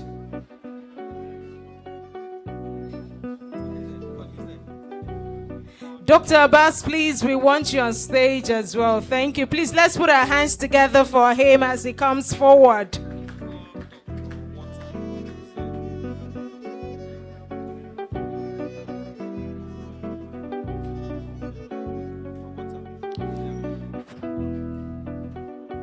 Dr. Walter, Dr. Nelson Walter, please, please come on stage. Thank you, thank you. Please help and contribute to this wonderful art that has been put together. Please, can we have Dr. Benjamin as well, Oyemola here too? Please, please, please, careful, careful.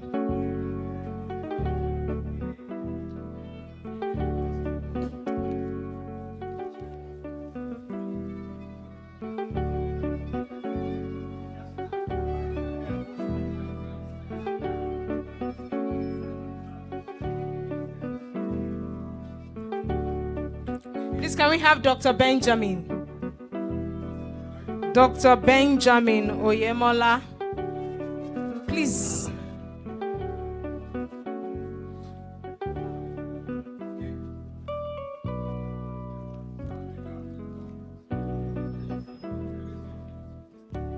Thank you. Thank you. Thank you. Thank you. So at this point, please. Yes, we'll just pass the mic. Where are we starting from? To the other side. Okay. I've been asked to go to the other side. We'll start with you, sir. Thank you. Thank you in advance. Just launched the memoir. This has been put together, so we just need support from you. Your profiles are there as well. So this is a wonderful, wonderful magazine that has been put together. Thank you.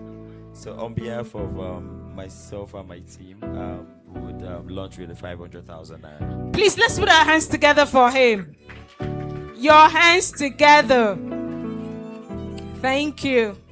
Thank you. On behalf of my boss, the Director General of the National Space Research and Development Agency, Dr. Matthew Adefuye, who is one of the awardees, I will launch with a sum of 500,000. Oh, God.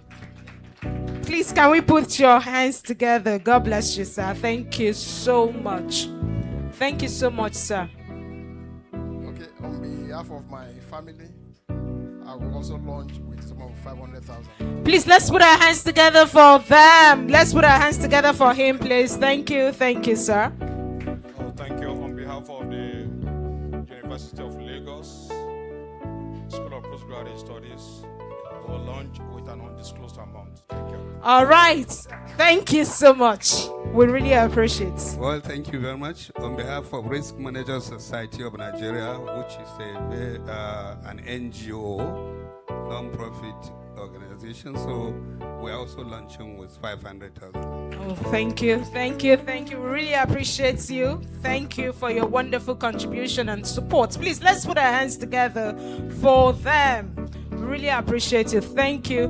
You can take your place back to your seats. Thank you. Please, our ushers.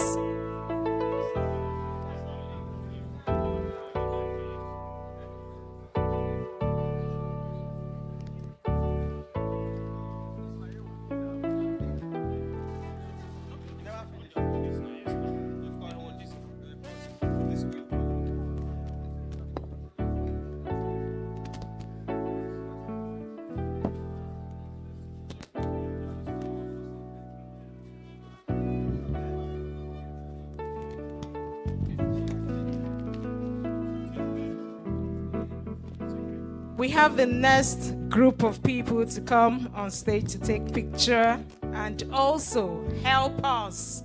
To give us. Your profiles are already on the memoir, and we can tell you as well that this is a wonderful, wonderful,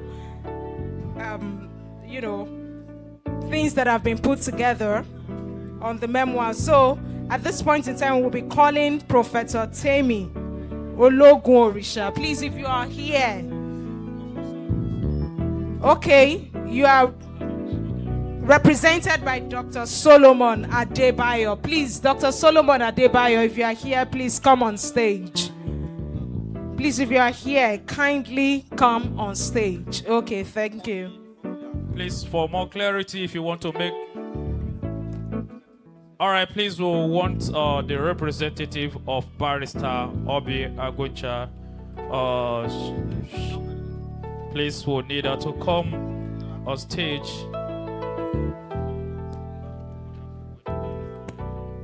Also, Barrister Olumide Kayode, please, if you are here, please kindly come on stage as well. Thank you. Thank you. While I'm standing as if I'm launching too. Of course, you will launch. Undisclosed amount. Till for notice. Till the age of 82. Yes, exactly. Mark will finish me with cause. Okay, to the age of 32, you are just 5. Yeah, I'm just 5. That's true. So, to the age of 32.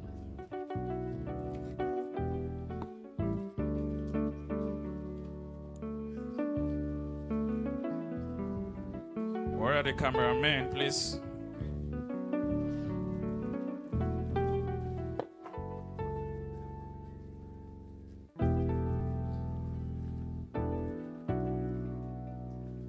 There's a lot in this memoir.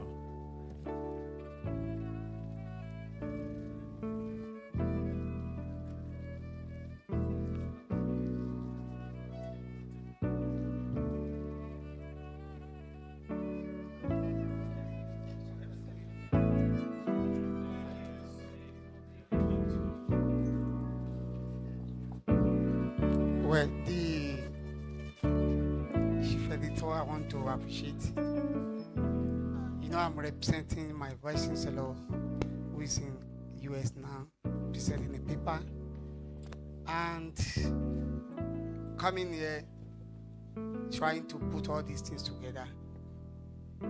I cannot communicate indirectly now, but on behalf of our family, Olusegun Agagu University of Science and Technology, and my own family, let me launch this on behalf of myself with 50,000 naira, and I will communicate with the vice chancellor. Thank you very much. Good evening, everyone. Such a fantastic program, lovely packaging. We want to appreciate the chief editor and all the planning committee that put this together. On behalf of our organization, you know, we're an NGO.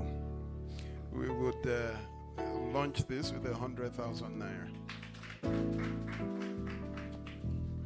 Boss and my mentor, Barrister Obi Aguncha, principal partner, Boss Lady Law Chambers.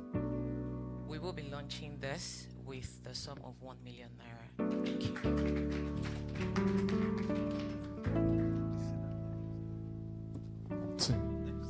All right.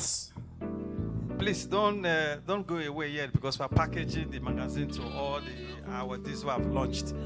The copies are here. You can transfer whatever you can launch. But please, you know, say the economy get as it be. May you drop better money. You can speak English. All right. So we are going to give the committee who are package all the copies to all the people that have launched. I've directed them to package it and they will give to everybody. I think on this note, I think I have to call the AIG representative, because they need the document more, because Dr. Kabir has done a lot of good work, and I think they need it, especially the security representative here. So I think they need it. AIG, sir. Us. Yeah. ACP, sir. Mr. Demola, please, will need you. You know, we understand. We understand. I personally understand, because I came in from a background of force men. So over to you.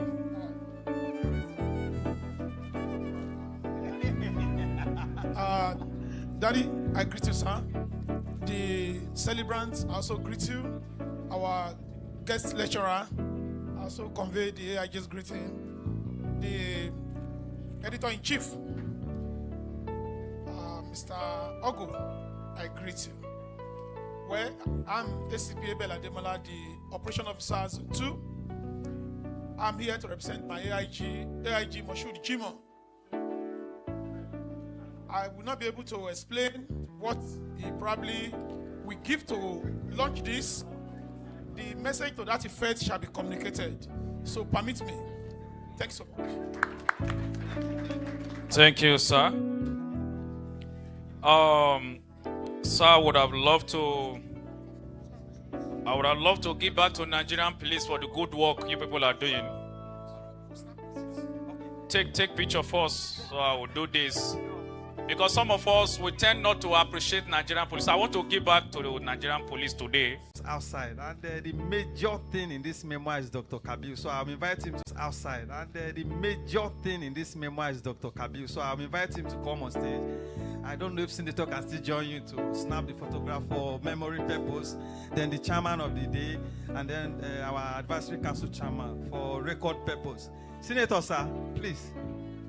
Chief, sir, chairman, Please, sir. let's put our hands together for them while they come. Dr. Kabir Adamu, or Senator Adefuye, please, and also Chief Dr. Nzeribe, come to the stage. Photographer, please, we need your attention here.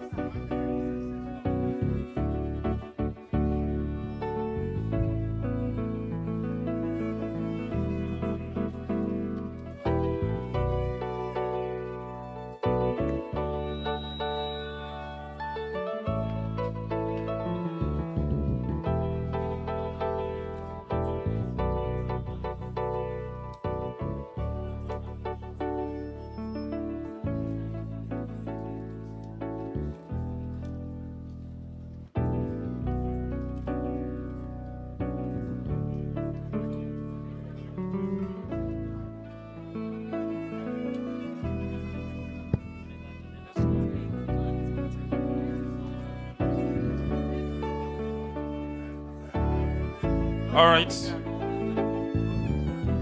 Ladies and gentlemen,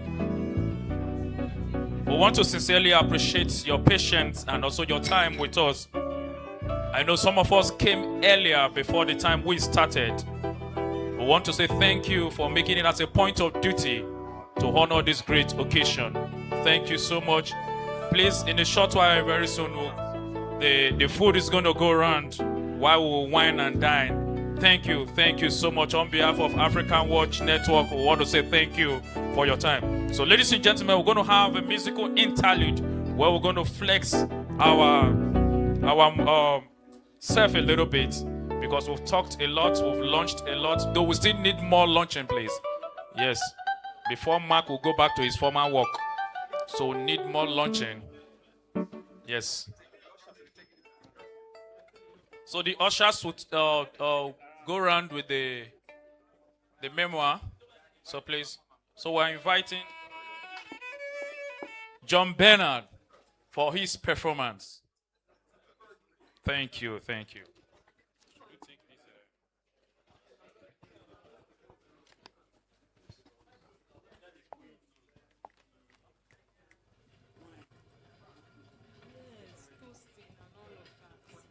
Please, we can open the wine anytime soon. We're going to do the toast. Just after the performance, we'll take the toast.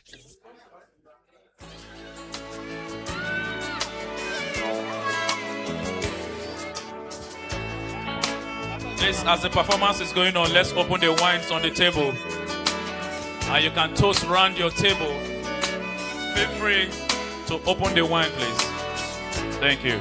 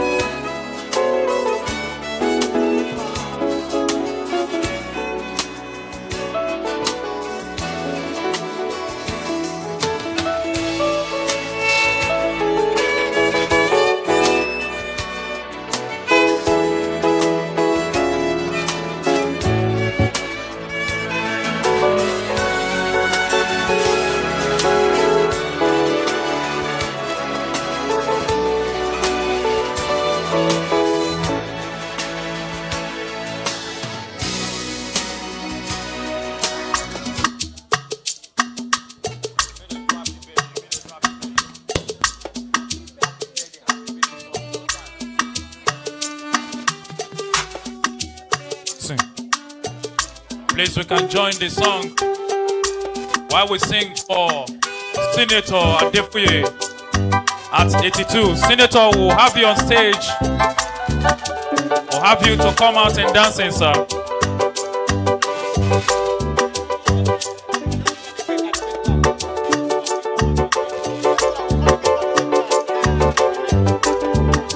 Senator will need you on stage while we cut the cake.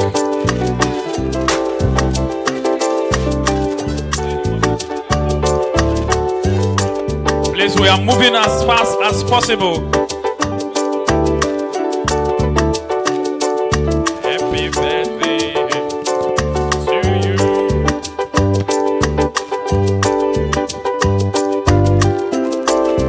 Oh, yes.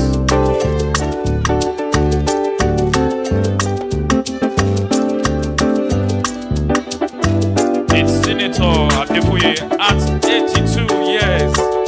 It's not a joke. There have been a lot of ups and downs, but he's still standing strong. So many battles have been fought and won, but he's still standing strong.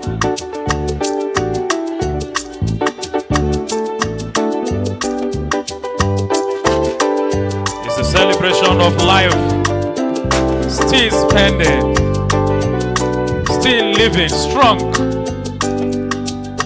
Ladies and gentlemen, we can join to sing the happy birthday song. Let's go.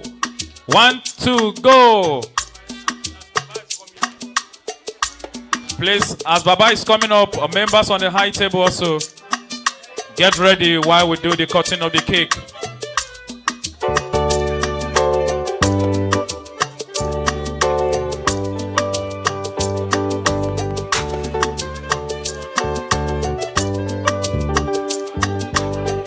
Please, we are using the account number on the screen. We did mistake the one in the paper, please.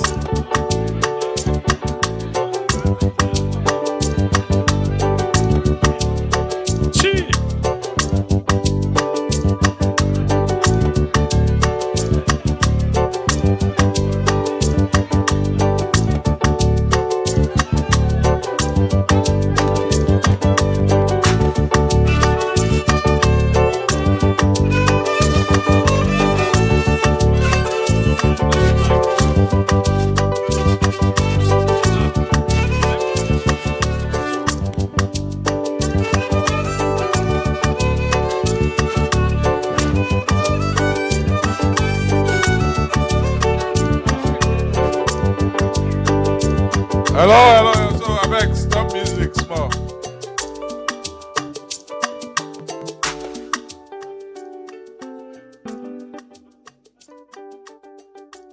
Yeah, so I want to cut the cake. Senator, at the count of 82. 1, 80, 80 and a half, 82.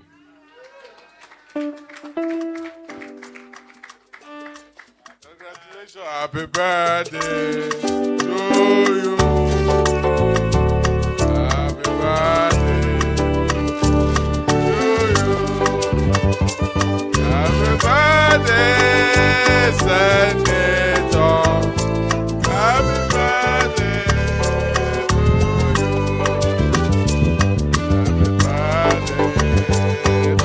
you. Happy birthday to you. Please, can we all rise up to celebrate Senator, please? Happy birthday. Please, can we rise up to celebrate our darling Senator? To you. Happy birthday. You can dance if you want to. Happy birthday, Senator. Happy birthday to you. We wish you many, many happy returns, old man, on this day. Longer life. You already have long life. Longer life. Amen. and more prosperity. You only have prosperity and more prosperity. Amen. In Jesus' name. Amen. Amen. Congratulations. Pictures, pictures, pictures.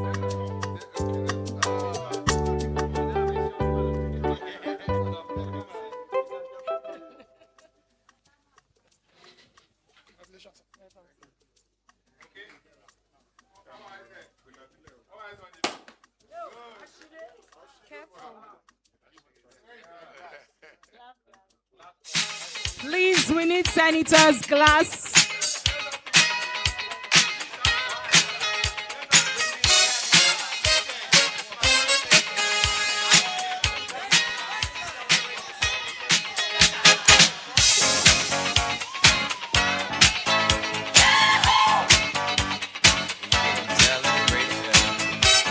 More glasses, please. Oceans. More glass cups, please. Oceans, can you help us? More glass cups, please.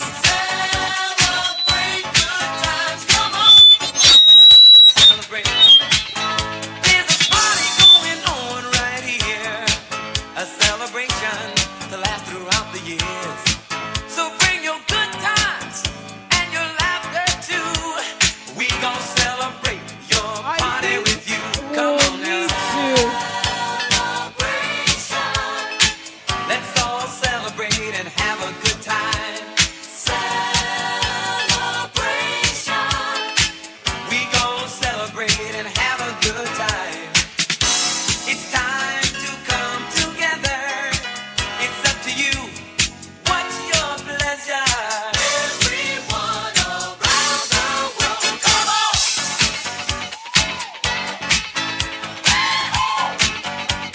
It's a celebration.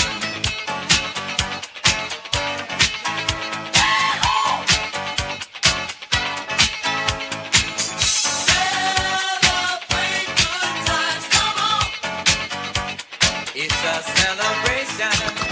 Celebrate good times, come on!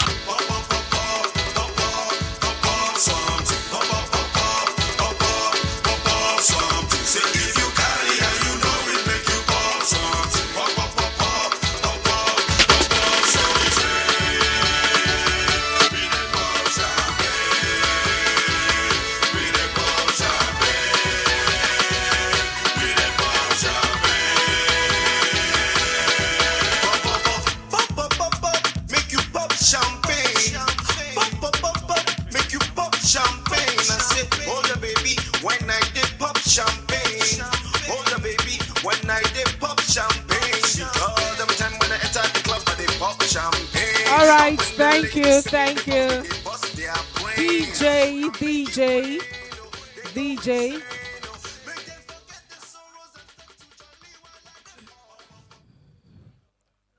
We are heading straight into the award presentation.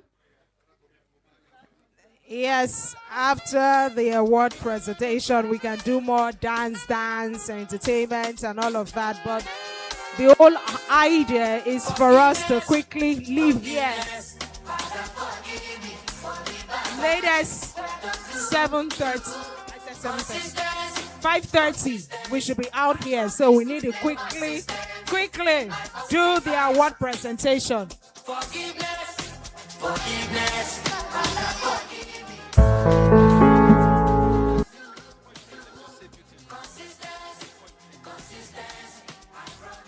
Okay, this is the moment. Please let them share the cake for everybody to have it, please. Please can we have our seats? The refreshment is ongoing, so enjoy yourself.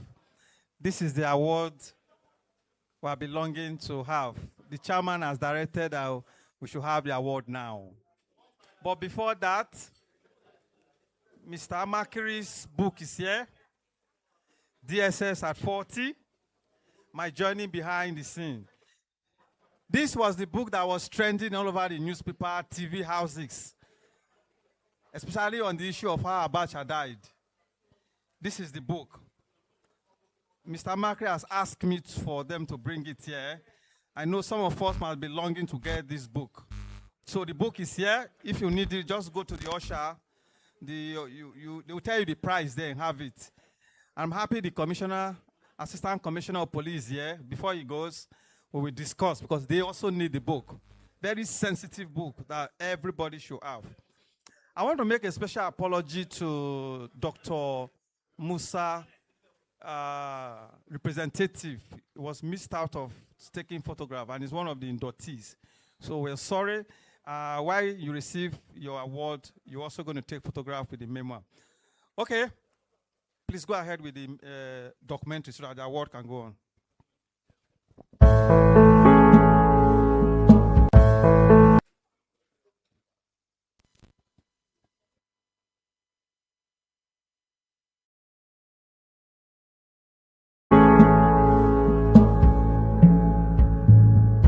Afrikanwatch Network over the years has recognized as true Nigerians from various fields of life whose contributions to nation building and capacity cannot be overemphasized.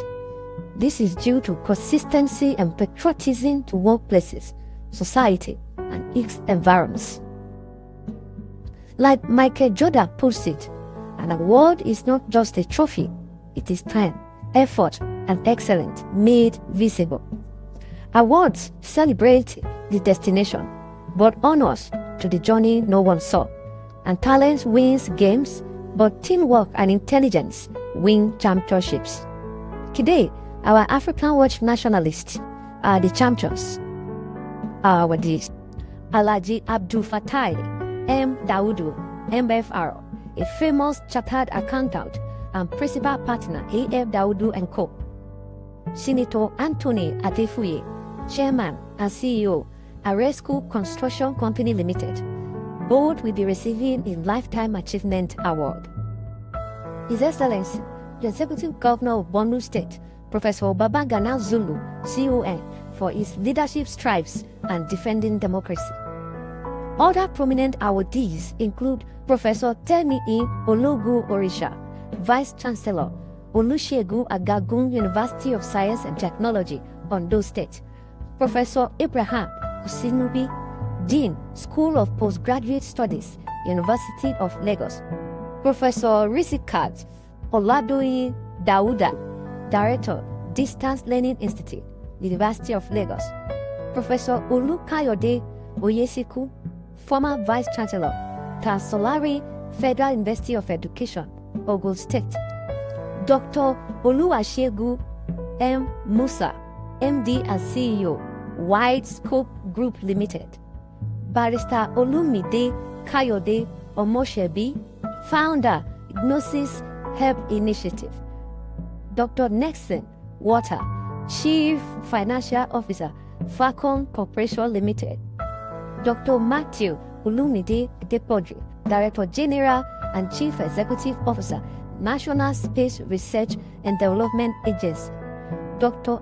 Abbas G. Idris, National President, Risk Managers Society of Nigeria, RIPSI; Dr. Benjamin Oyemola, MD and CEO, Platnova Technologies Limited; Honorable Razak Akorede Olujede, Executive Chairman, Oriade Local Council Development Area, Lagos State; Chief Dr. Dele Omenogo, Chairman, Ndukwa Council of Chiefs, Delta State. Mrs. Comfort Afela, Manager, Offshore Projects at Chevron Limited, a famous women advocate; and Barrister Obi Aguncha, Talent and Social Crusader Promoter. These Nigerians have made their mark on the sands of time and have been found worthy of the Afrikanwatch Award 2026.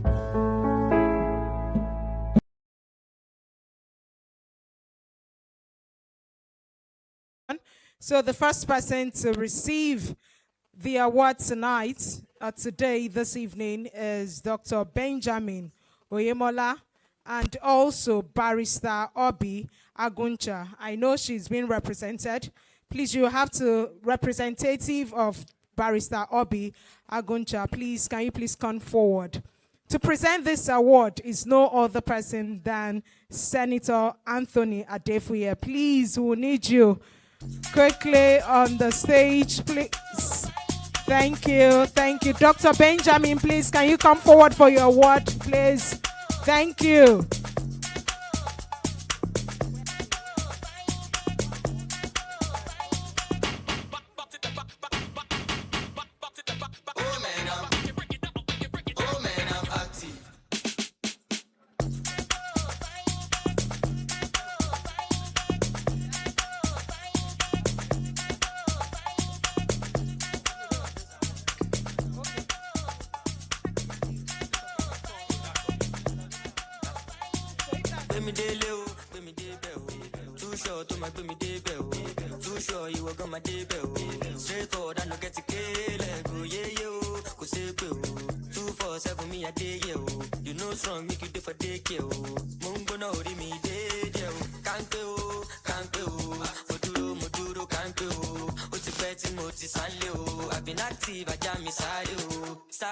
Okay, so this award is given to Dr. Benjamin, presented by no other person than Senator Anthony Adefuye. Please, let's put our hands together.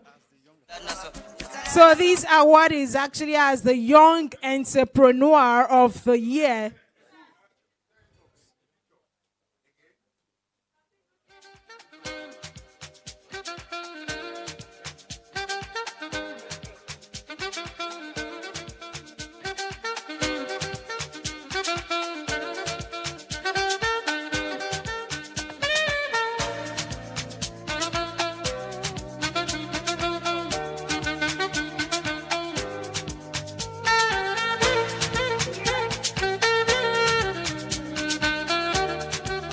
So we are also going to award this evening Dr. Barrister Aguncha, who is highly represented. We thank you. And this award is being given for being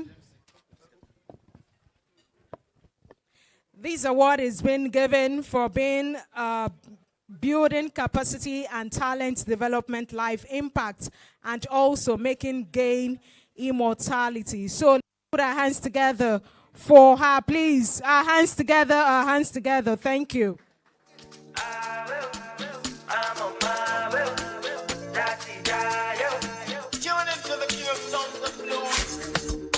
I know they want to see me fall, but I they stop it, I know they follow.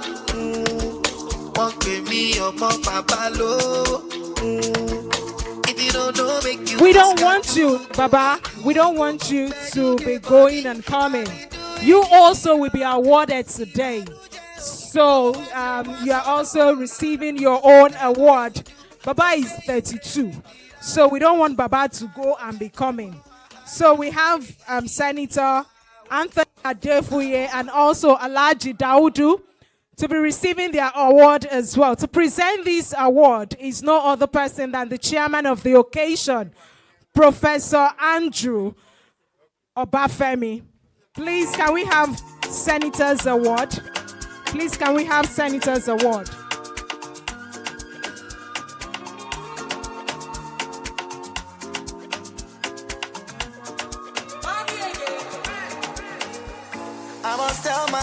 So Senator Anthony Adefuye is being awarded for his impactful lifetime and also remaining firm to nationalism, life impact, and also gaining immortality as well. Please, let's put our hands together for Senator Anthony Adefuye. Congratulations to you, sir.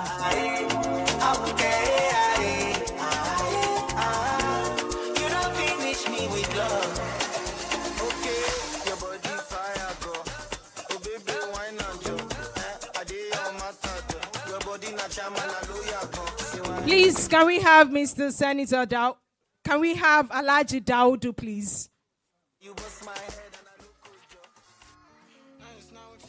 To present this award also is the chairman of the occasion, Professor Andrew Obafemi. Please, let's put our hands together for Alhaji Daudu. Please, our hands together for him.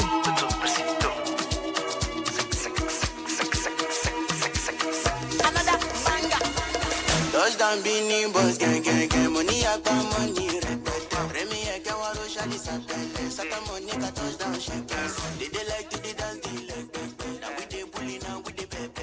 If you play with the boys, you go collect. See doings, you know, it doesn't we know.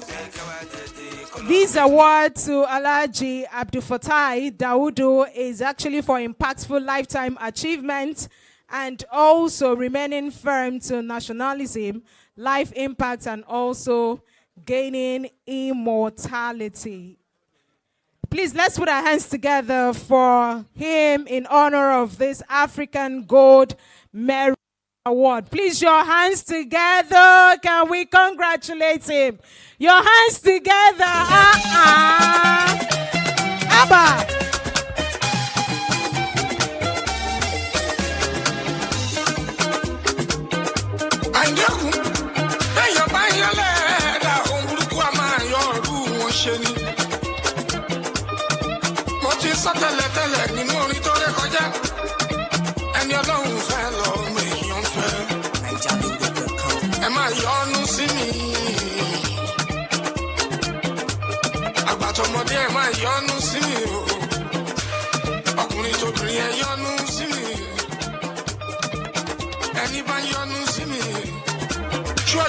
Ìyọ́nú Ọlọ́run ọba, ìyọ́nú Ọlọ́run ọba, ìyọ́nú Ọlọ́run ọba, ìyọ́nú Ọlọ́run ọba, ìyọ́nú Ọlọ́run ọba, òun lẹ́ máa rí.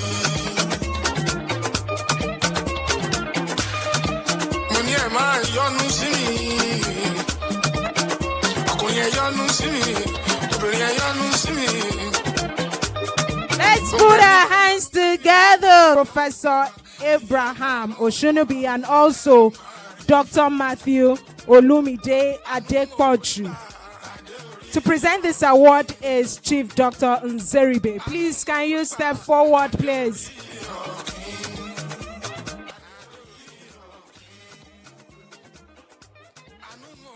Please, can we have the award? Please, let's put our hands together for him, please. We know you are tired, please. That's why we are encouraged that we leave here as quick as possible.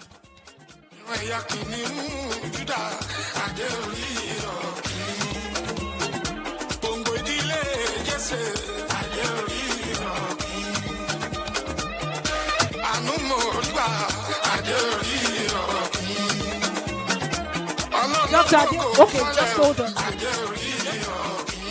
Where's Dr. Adepoju?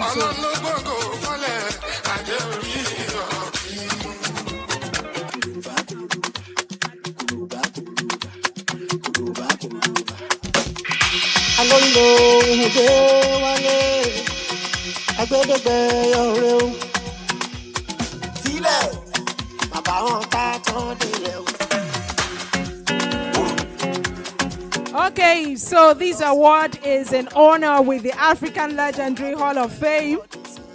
Having distinguished himself as a famous scientist, scholar of records, life impact, and also gaining immortality as well.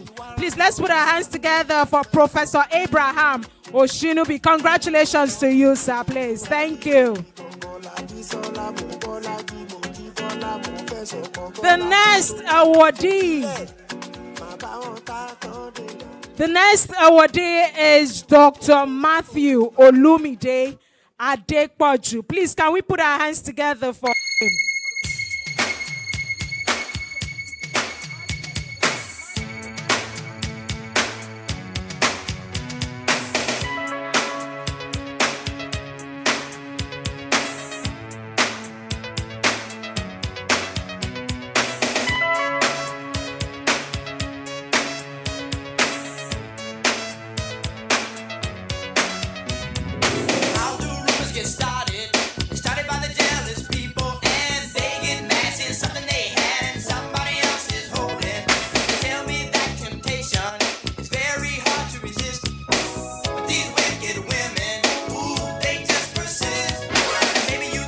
Dr. Nzeribe, please, we still want you to remain on stage. We are trying to see how we can wrap up the stage. So, instead of going and coming, so let's quickly, So the next awardee is Honorable Rasak Akorede. Yeah, Olojede. Please, Honorable Rasak Akorede.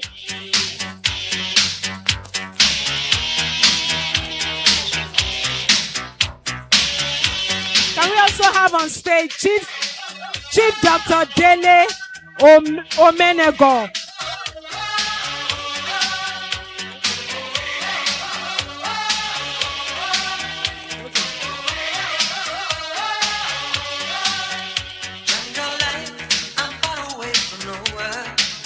Please, let's put our hands together for him.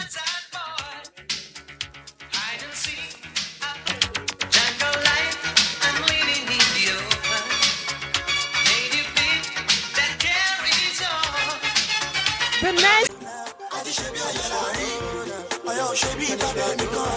Please, can we have. I'm a fire, no be being stuck on Guasto. You know, many people I know where, but I anywhere we are doing a part, that's in love, I got in love. Please, can we have Dr. Mrs. Comfort? Also to be presented by Mr. Sam Omochaye.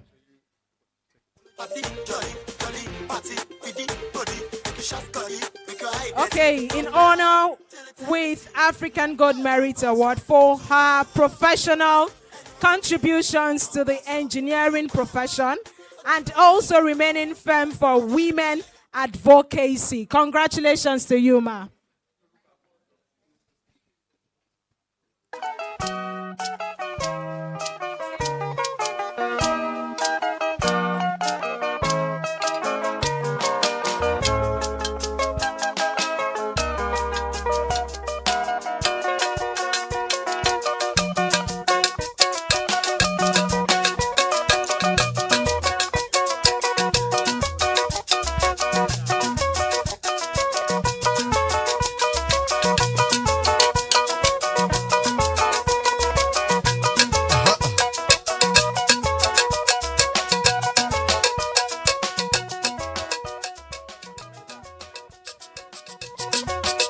All right, the next awardee is His Excellency Professor Babagana Umaru Zulum.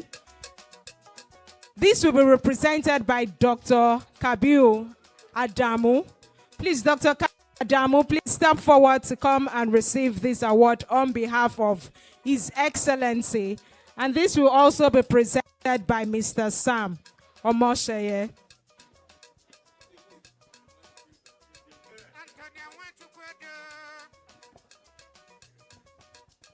So this award is in honor with the African Gold Merit Award, the 21st Century Defender of Democracy, and also Governor of the Year. Let's put our hands together for him.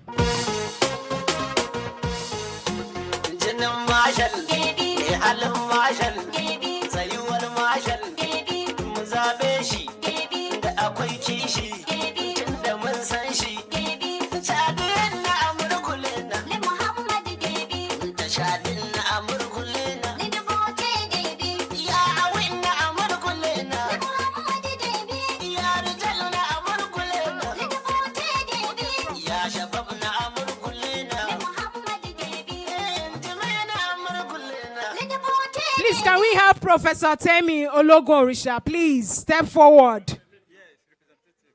He's been represented by Dr. Solomon Adebayo.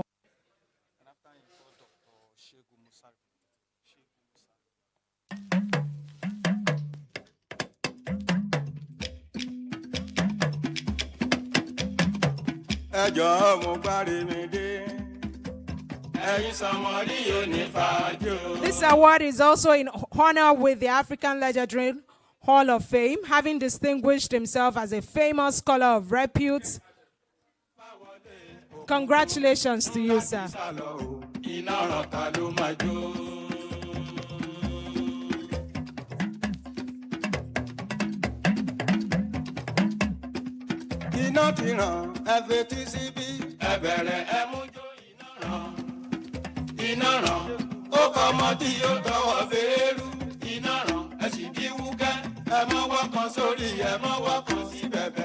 Please, can we have Mr. Shegun Musa, Dr. Shegun Musa, please?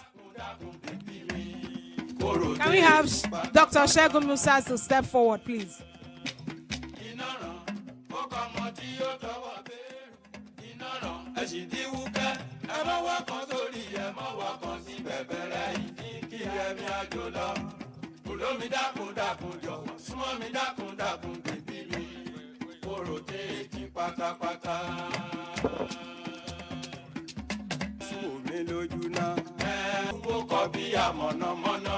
All right, this award also is in honor with the African Legendary Hall of Fame, having distinguished himself as a maritime business expert with records of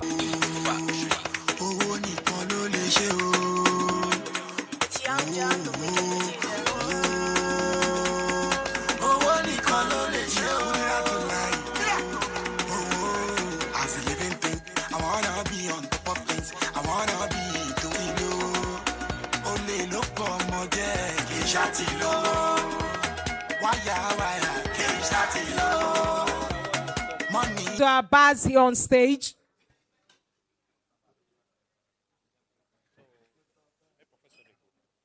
To present this award is Dr. Afela. Please, can you step forward, please, ma? Thank you, thank you, thank you.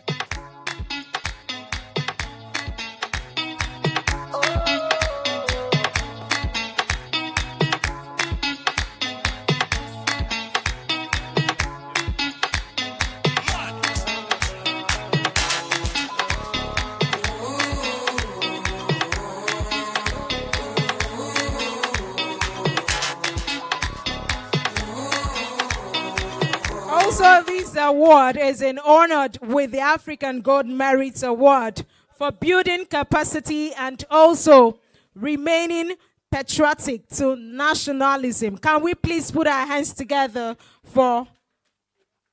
Can we put our hands together for him, please? Thank you.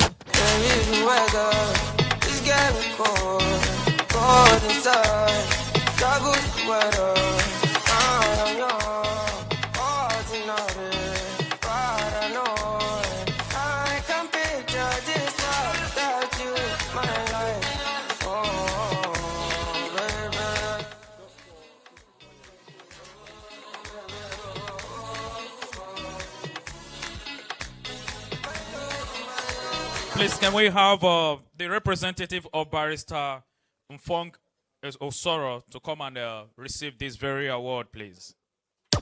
There's an African Gold Merit Award for nationalistic patriotic service in legal profession and also capacity building, life impact, and gain immortality.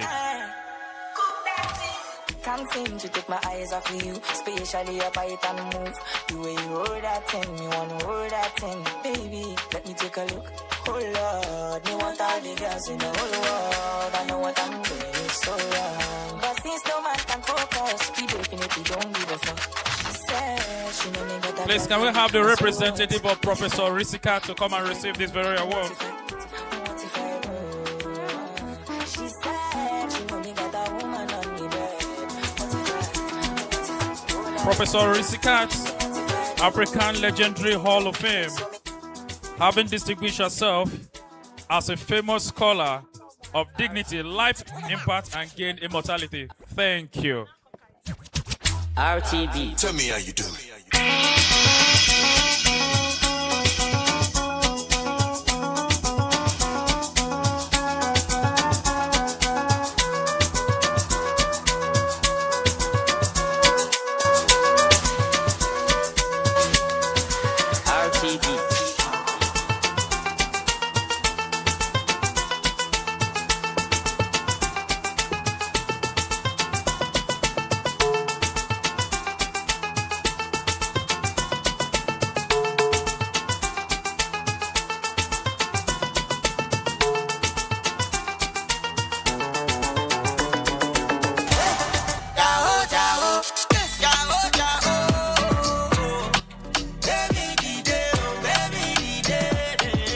Please, can we have Chief Dr. Dele J. Omenogo for his award or the representative?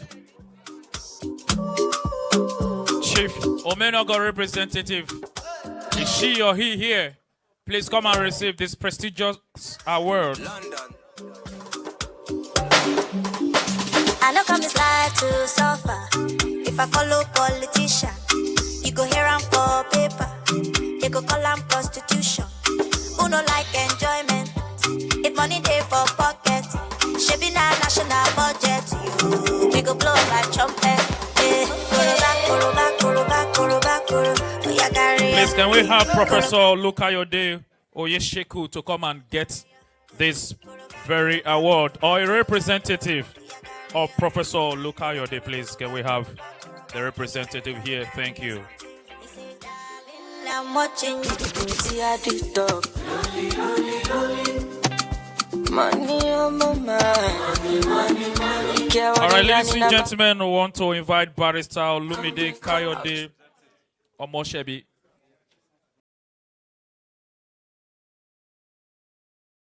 Present this very award, please.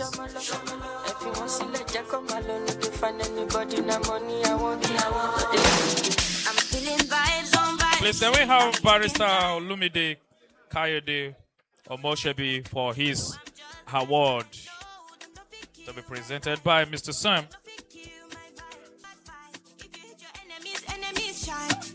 For the African Gold Merit Award for providing leadership and fight against gender-based violence, domestic and child abuse, life impact and gain immortality. Cause you can never kill my vibe. Cause here we don't sacrifice this. Everything was taken, still had to make it. Like killer, me I no go take shit. Like killer, like somebody can don't take my energy from your paddola. In my passport say I be my healer, everything I desire. I go fight billion for the account, yo. Yeah, Versace and Gucci for your body, yo, baby. Gentlemen, thank you. We want to appreciate you all for making it one more time as a point of duty to attend this great occasion. Ladies and gentlemen.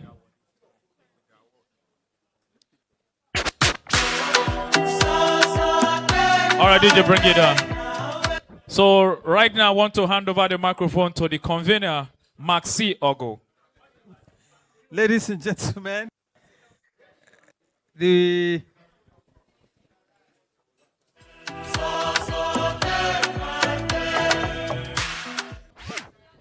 I want to, my boss, whom I worked with him for 6 to 7 years. I guess so. That is where I started part of my journalism. He's here with me, Mr. Alfred Omeniwu. He just walked up to me and said he's supporting me with 50,000 naira and going to get the copy. Mr. Alfred, thank you very much. Thank you very much. To the glory of God.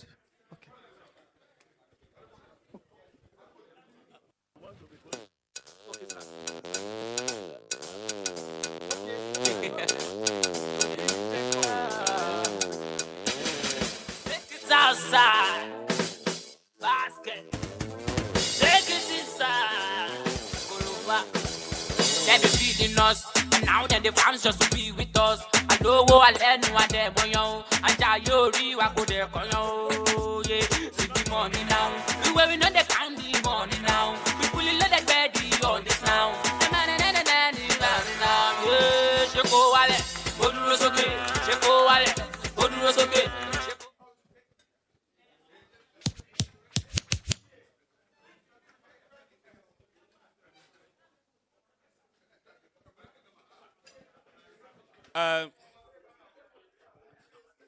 When we started, we greeted good afternoon, everyone. But permit me to greet everyone at this time. Good evening, everyone. We really want to apologize for the time taken today.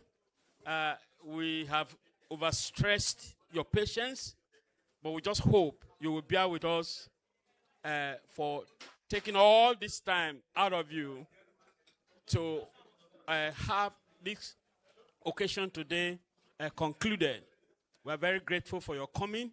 It is our pleasure to say that the blessings of the Lord, the favor of the Lord will go with you even as we live here.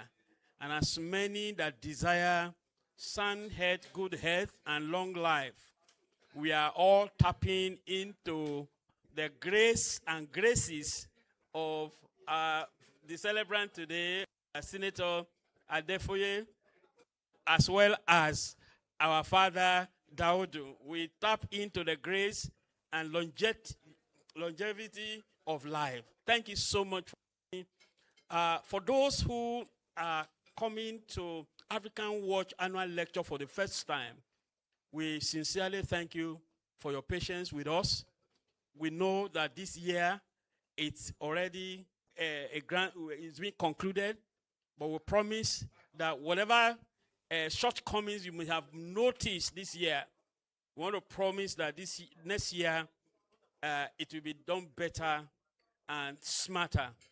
Having said that, I want to say that we are grateful for your coming, and for the awardees, we are very, very grateful for your coming and for honoring this invitation. Thank you so much for your presence.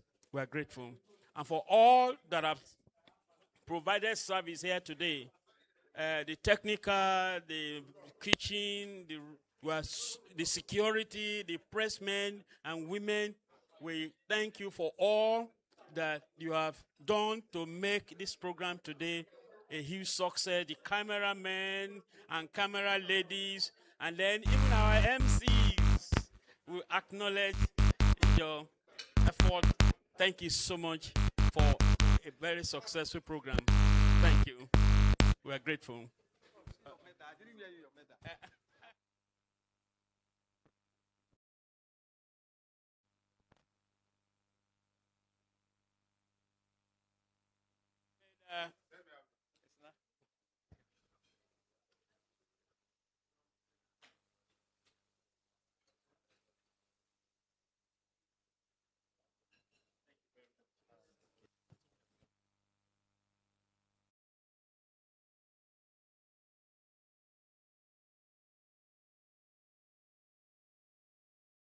This is growing, but your pay crawls slower than a snail. Meet Platnova Business, the financial payment infrastructure built to help businesses collect, pay, and scale globally. With clean API infrastructure, multi-currency wallets, NGN USD virtual accounts, and bulk transfers lives in one place. Because where your business goes, your money should follow. Platnova Business, built for businesses, scaling beyond borders.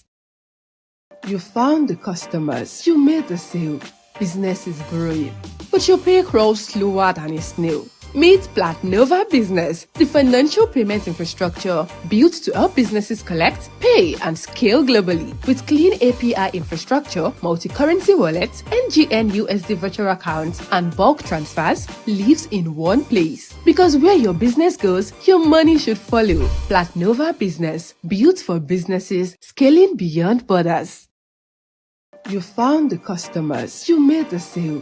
Business is growing, but your pay crawls slower than a snail. Meet Platnova Business, the financial payment infrastructure built to help businesses collect, pay, and scale globally. With clean API infrastructure, multi-currency wallets, NGN USD virtual accounts, and bulk transfers lives in one place. Because where your business goes, your money should follow. Platnova Business, built for businesses, scaling beyond borders. You found the customers, you made the sale. Business is growing.